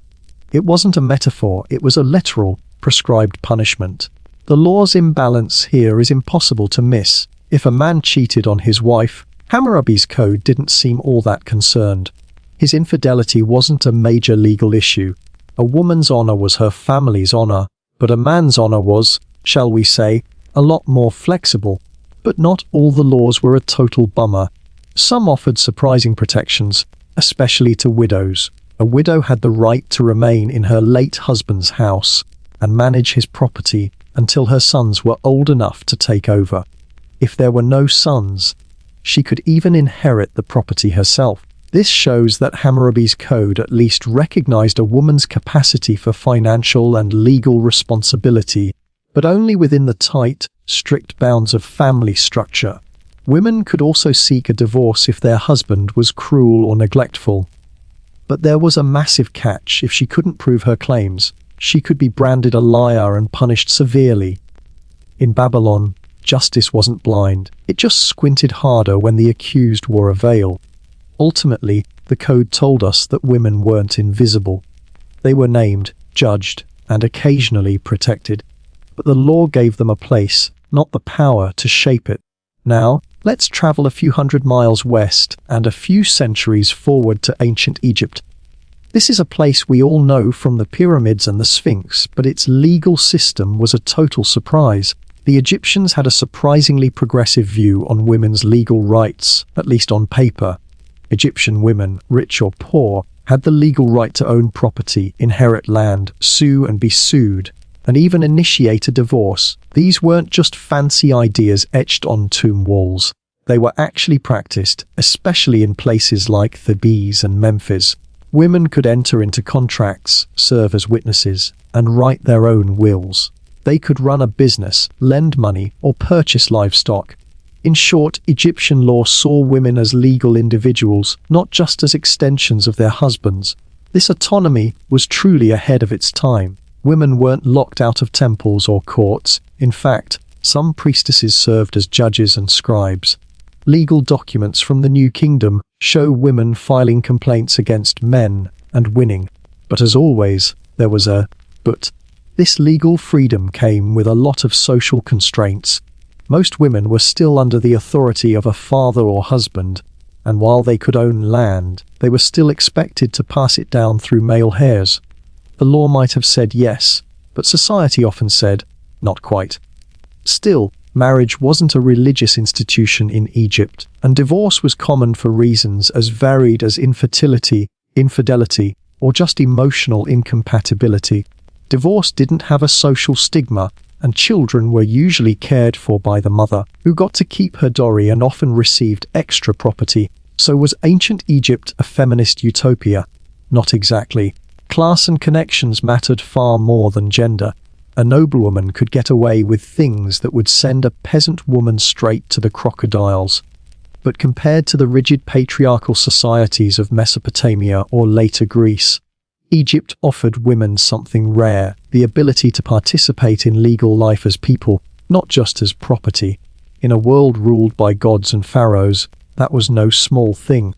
Now let's cross over to ancient India, where the legal world of women was governed by Dharma, the moral and social order at the heart of Hindu philosophy. This system was codified in texts like the Manusmriti, or the Laws of Manu. The Manusmriti had a lot to say about women, and it was deeply, frustratingly contradictory. On one page, it would declare that, where women are honored, the gods rejoice. On another, it would warn that a woman must never be independent. The whole thing swung back and forth between divine praise and domestic captivity. Women were legally bound to a male guardian for their entire lives. First their father, then their husband, and in widowhood, their sons. This triad of male control wasn't just a cultural idea, it was encoded into law. Autonomy was not the ideal, obedience was. Marriage laws were especially rigid. A woman's main duty was to marry, bear sons, and serve her husband faithfully. Widow remarriage was generally frowned upon or outright banned, depending on the caste and period, and the infamous practice of sati, where widows were expected to throw themselves onto their husband's funeral pyre, was not universally enforced, but it found moral validation in some of the legal and religious texts. The Manusmriti didn't command it, but it didn't condemn it either. That said, there were rare exceptions. Upper caste women sometimes got an education and could inherit property if there were no male heirs. Women could also serve as poets or even rulers, but these were the exception, not the rule. Divorce was rare, and the man had more legal freedom to cast aside a marriage. Punishments were also gendered. A woman caught in adultery could be outcast or disfigured. A man might just get a fine if he had high status. So, in short, ancient Hindu law wrapped women in layers of veneration and restriction. They were sacred, but sacred like a temple statue, not like a free citizen, revered but rarely empowered. Now let's take a jump to ancient Greece. When we think of Athens, we think of democracy, philosophy, and drama. But for half the population women, the legal system was less about ideals and more about invisibility. In Athens, women were legally seen not as individuals, but as permanent minors, bound to the guardianship of their nearest male relative for life. They couldn't vote, couldn't own property independently, or represent themselves in court. They couldn't even enter into contracts or leave the house without a male escort. In many ways, if Hammurabi's code made women legally subordinate, Athens perfected the art of locking them out entirely. Marriage was a property transaction. A woman's kyrios, usually her father or brother, arranged the marriage, and she was transferred to her husband's household as part of an exchange of dowries and land. She was, legally, an asset passed between men, and yet her fidelity was of enormous legal importance. If a woman committed adultery, her husband could legally divorce her immediately, and the man she was with could be executed without a trial. The irony: her husband could sleep with slaves or concubines without any legal repercussion. Double standards weren't just common, they were built into the legal structure. Women couldn't initiate divorce and couldn't even bring charges for assault on their own behalf. They had to have a male relative speak for them. The ideal Athenian woman was supposed to be modest, silent, and invisible. The only real exception was in Sparta, where women had a lot more freedom. But Spartan women were the anomaly, not the rule. In most Greek city-states, women were shadows in a system that prized logic and liberty for men only. Finally, we arrive in ancient Rome. The Roman legal system was deeply structured, hierarchical, and pragmatic. Roman women weren't equal citizens by any stretch, but compared to their Greek counterparts, they occupied a slightly more visible and legally complex space. At birth, a Roman woman was under the patria potestas, or the absolute authority of her father. Upon marriage, that authority could transfer to her husband as manus marriage, or it could stay with her natal family as sine manu marriage. The second option became increasingly common, and it allowed women to retain legal ties to their original household, and even manage property independently. While they couldn't vote or hold office, they could sue in court, often with a male sponsor, and accumulate wealth. But Roman law still drew a firm line around a woman's behavior. The ideal Roman woman was pudica, which means modest, loyal, and obedient. Under Emperor Augustus's moral reforms, a woman's adultery became a public crime, and if she was guilty, she could lose her dowry and face exile. Meanwhile, a man's infidelity remained legally unproblematic. But there were some amazing exceptions. The Vestals, the virgin priestesses of Vesta, were the only women legally free from male guardianship. They swore to 30 years of chastity in exchange for immense prestige, legal independence, and the power to pardon condemned prisoners. But a broken vow meant being buried alive. So, while Roman women lived within a legal cage, the bars were spaced just far enough apart to allow for some movement, especially for those born into wealth and prestige. They were constrained, yes, but they were never entirely silenced. we can't end our tour without looking at a few other key societies. In ancient Hebrew society, law was divine instruction from the Torah, and it created a framework where women were expected to be the moral backbone of the household, but always under male authority. Fathers arranged marriages, and sons inherited land. But the marriage contract, the ketubah, gave women legal security and allowed them to seek a divorce if a man failed to provide for her, which was rare for the ancient world. Adultery laws were starkly unequal, with a married woman facing death by stoning.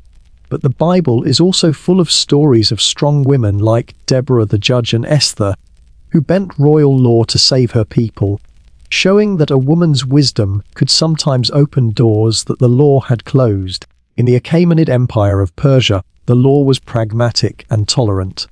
Royal and noble women were among the most autonomous in the ancient world. Records show women receiving rations, managing work crews, and overseeing production on royal estates. Persian women could own property, enter contracts, and inherit land. Divorce was possible for both men and women, but punishment for adultery was still gendered, though it varied by class. Persian law offered women a curious mix: freedom through rank, respect through religion, and limits through custom. Finally, ancient Chinese law was an expression of hierarchy and Confucian morality. Confucian teachings emphasized the three obediences. A woman must obey her father, her husband, and her sons. This wasn't just moral advice, it was a legal expectation. Women were legally subordinate to men in almost every way. They couldn't hold public office, and were often excluded from inheritance. While a man could divorce his wife for reasons as broad as jealousy, a woman had no legal power to initiate a divorce on her own. Adultery laws were also biased. A woman caught cheating could be executed, while a man cheating with a servant was often overlooked. Still, some powerful empresses were able to bend legal codes to suit their ambitions, and in villages, widows could wield informal authority. Chinese law saw women less as individuals and more as stabilizers of the family, vital to society's function, but always second to the men who maintained harmony. As we step back and look across all these ancient legal systems, from the ziggurats of Babylon to the palaces of Rome, one thing becomes incredibly clear: women were always written into the law, but rarely on their own terms. Nearly every system assigned women a role within a male-dominated structure. Her identity was relational: daughter, wife, mother, widow.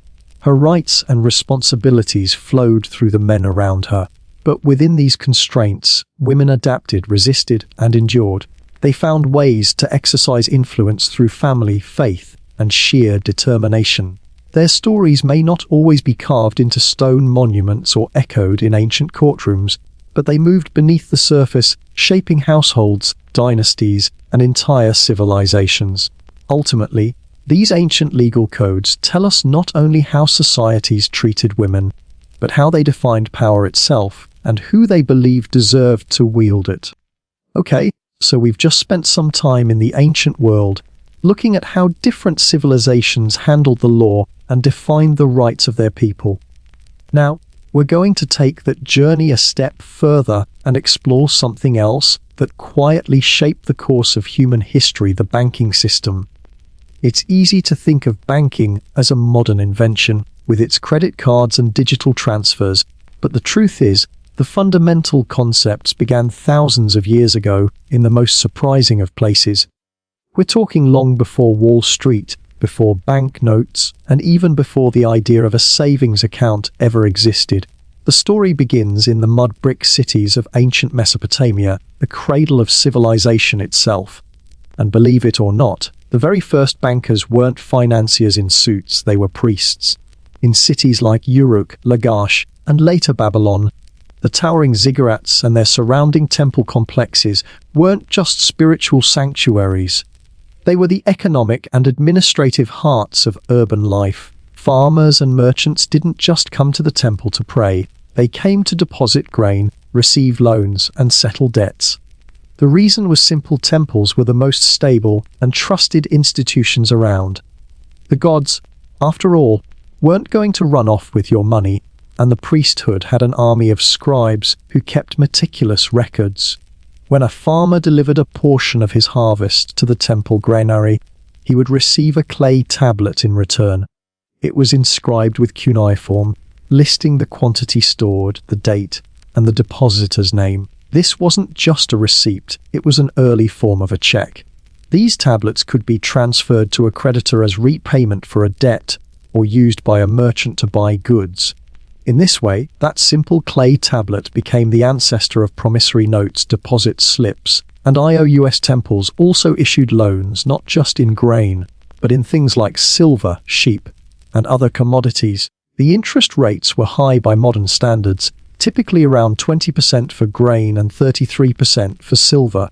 These weren't casual transactions, and defaulting on a temple loan could lead to the loss of your land, your property, or even your personal freedom. This was banking in its most primal, raw, and brutal form. Interestingly, the concept of compound interest was already understood and feared. Some legal codes, like Hammurabi's, tried to limit or regulate these interest practices. So, while our modern banks may be glass towers and computer code, their bones are ancient and made of clay. In Mesopotamia, the gods didn't just judge your soul, they also balanced your books.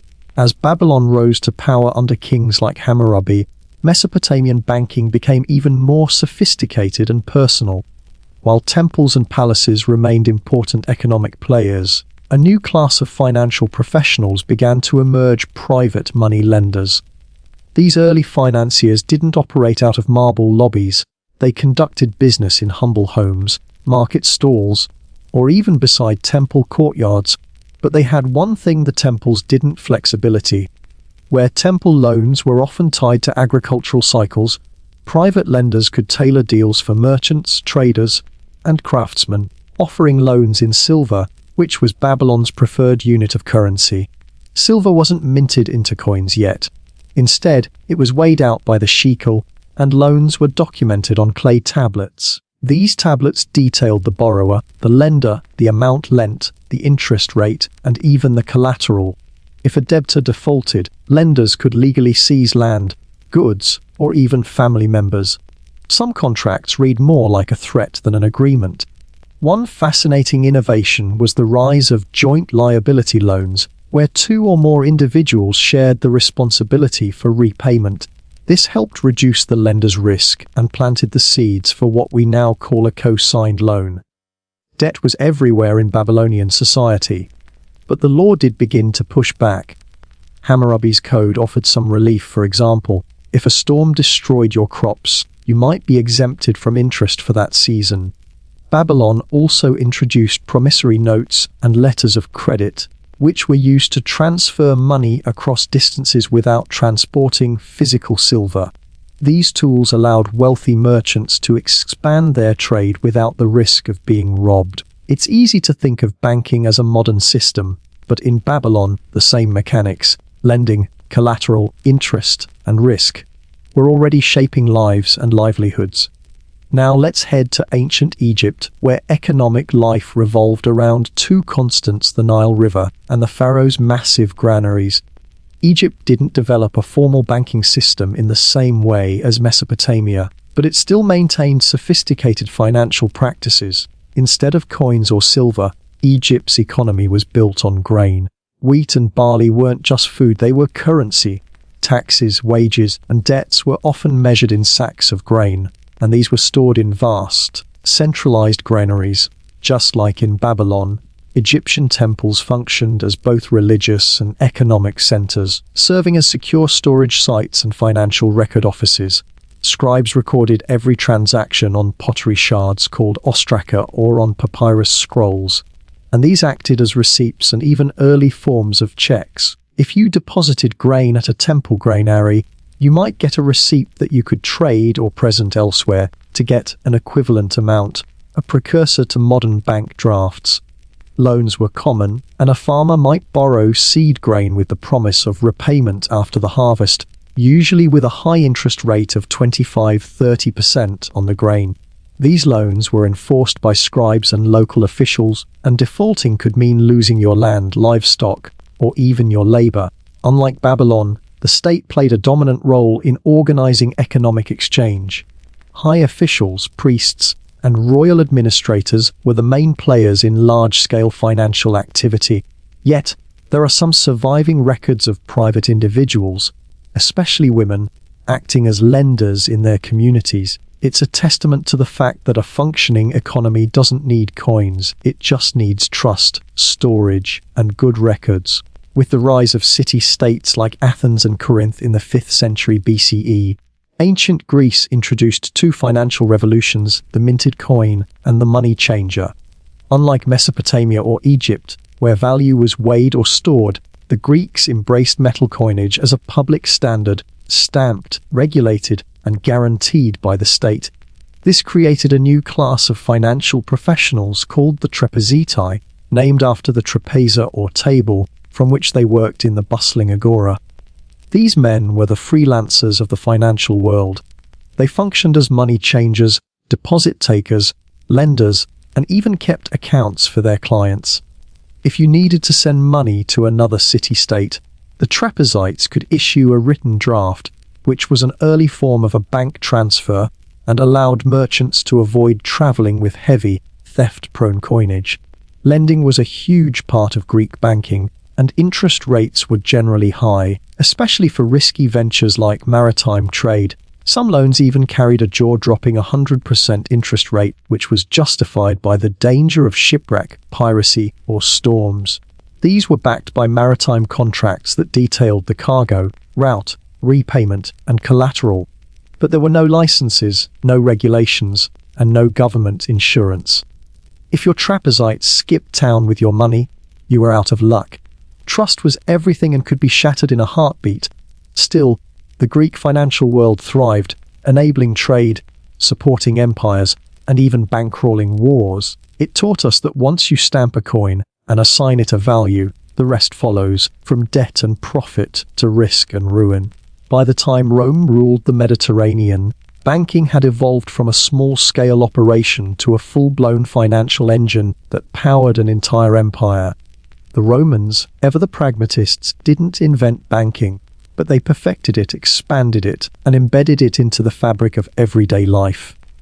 At the heart of Roman finance were the argentarii, the Roman equivalent of bankers. These men operated out of shops near the Forum and acted as money changers, deposit takers, and lenders. Wealthy Romans deposited large sums with these bankers, who kept detailed ledgers called rationes, the ancestors of our modern account books. A client could even authorize a banker to pay another person using their deposit, creating an early version of the check. The real fuel behind Roman banking was credit. Loans weren't just for emergencies, they were used for trade, land purchases, construction projects, and even election campaigns. Lending at interest, usually around 12%, was legal. Collateral was key, and a loan could be secured with land, slaves, or future earnings. If you didn't pay your debts, you could be dragged to court and have your property seized. Roman bankers also formed corporations called publicani to handle large-scale government contracts, including tax collection. These were profit-seeking enterprises with investors and shareholders, making them eerily similar to modern banks and hedge funds. Yet, there were still risks. Roman bankers weren't state-backed, and financial crises did happen, triggering waves of panic. In the Roman world, money flowed through temples, forums, and estates, binding together everyone from farmers to senators. As the empire grew, its financial systems stretched like invisible roads, connecting people not with stone, but with credit, debt, and interest. Before the concept of a central bank, the idea of state control over currency was already revolutionizing how economies functioned. The power to mint coins wasn't just economic, it was political. The earliest coins appeared in Lydia in modern-day Turkey around 600 BCE. Other civilizations quickly adopted the idea, and these coins bore state symbols and images of rulers, acting as a form of propaganda. A coin was as much a piece of propaganda as it was a financial tool. With state-backed coinage, lending became easier and more portable. The consistency of the coins reduced friction in transactions, and bankers could track coins by type and issuer. But this power came with a dangerous temptation. Rulers could debase coins by mixing in cheaper metals, stretching the treasury but undermining trust. Roman emperors famously did this to pay their armies, triggering economic instability. Still, the idea stuck around. A currency backed by a state, stamped with its symbol, and guaranteed in value, laid the groundwork for everything from medieval gold coins to modern fiat money. In the ancient world, the line between faith and finance was often thin, if it existed at all. Temples didn't just serve the gods, they also served as the earliest safe deposit boxes, banks, and loan offices. Why? Because people trusted the gods far more than they trusted kings, merchants, or wandering money lenders. The sanctuary of Apollo at Delphi was a financial powerhouse where city-states stored war funds and wealthy individuals deposited fortunes. These temples held deposits, issued loans, and in some cases, even collected interest. In Athens, for example, the Temple of Athena on the Acropolis loaned silver to the state at interest to fund public works. Religion also provided an ethical framework for finance. Ancient Hebrew law prohibited charging interest to fellow Israelites, but allowed it for foreigners, a moral boundary that blended spiritual identity with economic policy. For thousands of years, the safest place to put your money wasn't under a mattress, it was beneath the watchful eyes of the gods. Long before credit cards, ancient economies ran on a system that was surprisingly familiar: borrow now, pay later, with interest. The consequences of default, however, were far more personal and brutal. In Babylon, rates were steep, but they were considered standard, not predatory, given the high risk. In ancient Greece, the riskiest loans were for maritime ventures, where a lender might front silver to fund a trading voyage, knowing the ship might sink or be seized by pirates. To offset that risk, rates could soar to 100% or more. The Romans added legal muscle to these arrangements. Loan contracts were written, witnessed, and sealed. Collateral, whether it was land, goods, or slaves, was recorded in detail. Miss a payment, and you could be taken to court and have your property seized. Despite the risk, borrowing was common. Lending greased the gears of ancient economies. And yes, fraud and manipulation were part of the game. Without credit scores or banking regulations, trust and reputation were everything. In the end, ancient loans weren't just financial tools, they were power plays. To borrow was to risk your land, your freedom, and sometimes your family on the hope that tomorrow would be better, or at least profitable. From the grain receipts of Mesopotamia to the silver ledgers of Rome, ancient banking wasn't just a footnote in economic history, it was the foundation. The innovations were astonishing for their time. Ancient Babylonians developed loan contracts with fixed interest and legal witnesses. Ancient Greeks pioneered letters of credit. The Romans created bankers' associations and formalized debt enforcement in civil law. Even today, a lot of our financial system has ancient roots. The modern check evolved from Mesopotamian clay receipts. The concept of collateralized loans is rooted in Babylonian and Roman practices, and central banking traces its ancestry back to rulers who would manipulate coin purity or temple wealth to fund armies. Ancient societies understood financial crises all too well.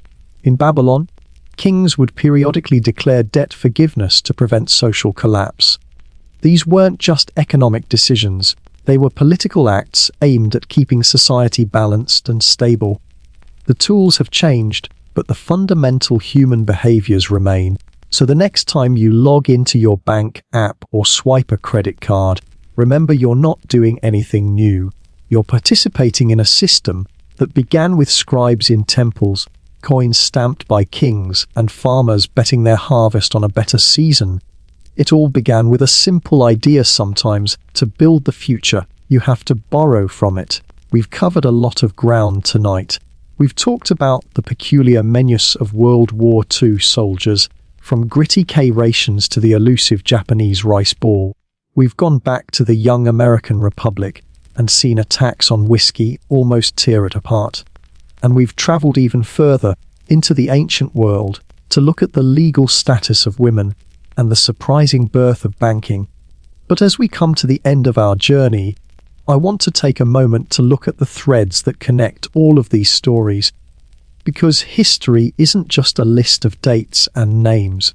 It's a collection of human stories, and the most powerful ones are often about the small, unglamorous things.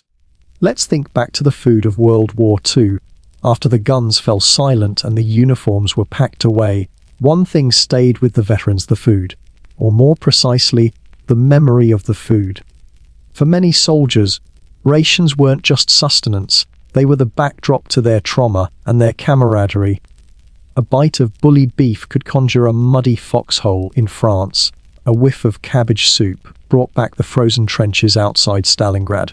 A can of Spam wasn't just meat, it was a moment in time.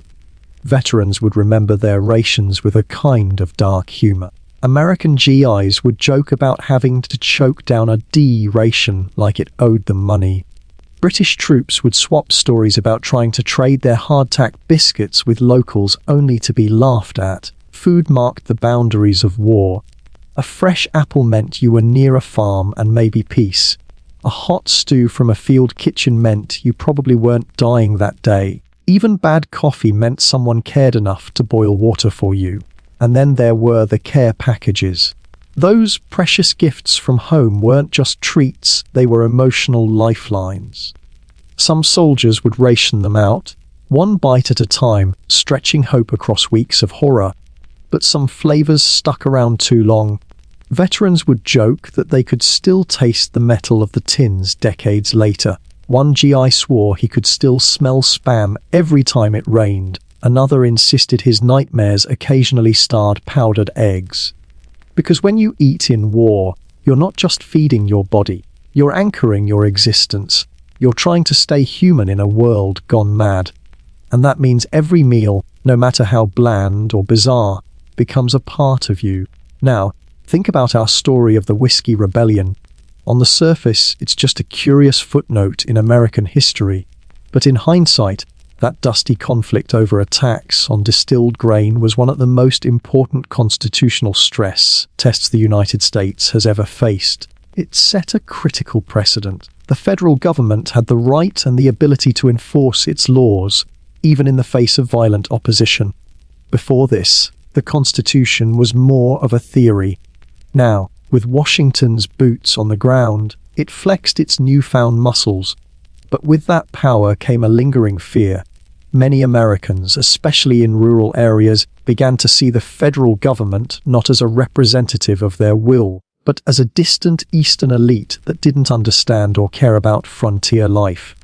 The rebellion became a legend in the Appalachian Hills, a story of brave distillers standing up to federal agents, and in a strange twist of irony, the rebellion, which was a military failure, actually succeeded in galvanizing public opinion and helping to form the first political parties in America. It showed that the struggle between distant power centers and local communities was baked into the cake of the new republic. It proved that distant elites could and would flex their power when it suited them. That spirit of rural defiance, of demanding local control, never quite died out, it just fermented, and the whiskey that sparked it all. It reaped a strange legacy of its own, becoming a symbol of American grit and independence. The American whiskey industry, especially bourbon and rye, wears its rebellious roots like a badge of honor. The entire event taught a young country something fundamental, that legitimacy comes from a balance between strength and mercy. And what about our journey through the ancient world? We saw how societies grappled with defining the role of their people through law. We found out that women were always written into the law, but rarely on their own terms. Their legal identity was always relational: a daughter, a wife, a mother, or a widow. Her rights and responsibilities flowed through the men around her. But we also saw a curious mix of freedom and confinement. Some civilizations, like Egypt and Persia, offered women more autonomy, allowing them to own property and even initiate contracts. But other societies, like Greece and China, basically fenced women out of public life entirely. And yet, within these systems, women adapted, resisted, and endured. They found ways to exercise influence through family, faith, or sheer determination. They showed us that a law on paper is not always the whole story, and that real power can be found in the quiet, day-to-day actions of people. And finally, we went back to the very beginning of banking. We learned that the core challenge of any financial system is trust. Could you trust that the grain you deposited wouldn't spoil? Could you trust that the lender wouldn't disappear with your money? It was out of that fundamental need for trust that these incredible ancient systems emerged. We saw how the Babylonians created loan contracts with fixed interest rates and legal witnesses, how the Greeks pioneered letters of credit to transfer funds without carrying heavy coins, and how the Romans created bankers' associations and formalized debt enforcement in civil law. It's astonishing how many of our modern systems have ancient roots. The modern check evolved from Mesopotamian clay receipts. The concept of collateralized loans is rooted in Babylonian and Roman practices, and central banking traces its ancestry back to rulers who would manipulate coin purity or temple wealth to fund armies. Even ancient societies understood financial crises. In Babylon, kings would periodically declare debt forgiveness to prevent social collapse. These weren't just economic decisions, they were political acts aimed at keeping society balanced and stable. The tools have changed, of course. Clay tablets became spreadsheets, and silver shekels became digital currencies, but the fundamental human behaviors of risk, ambition, and the hope of gain have remained exactly the same. So, as we bring our journey to a close, remember this history isn't just about battles and kings. It's about the food soldiers ate, the taxes farmers rebelled against, the laws that defined daily life, and the systems of trust that held society together. Every struggle, every innovation, and every forgotten detail is a piece of a larger story. The past is not some dusty, boring museum exhibit. It's a living, breathing story that connects to our lives today. It's a story of people just like us, trying to figure out how to live together. And it's a story that's still being written. One curious, fascinating, and hopefully not so boring detail at a time. Thanks for joining me on this journey.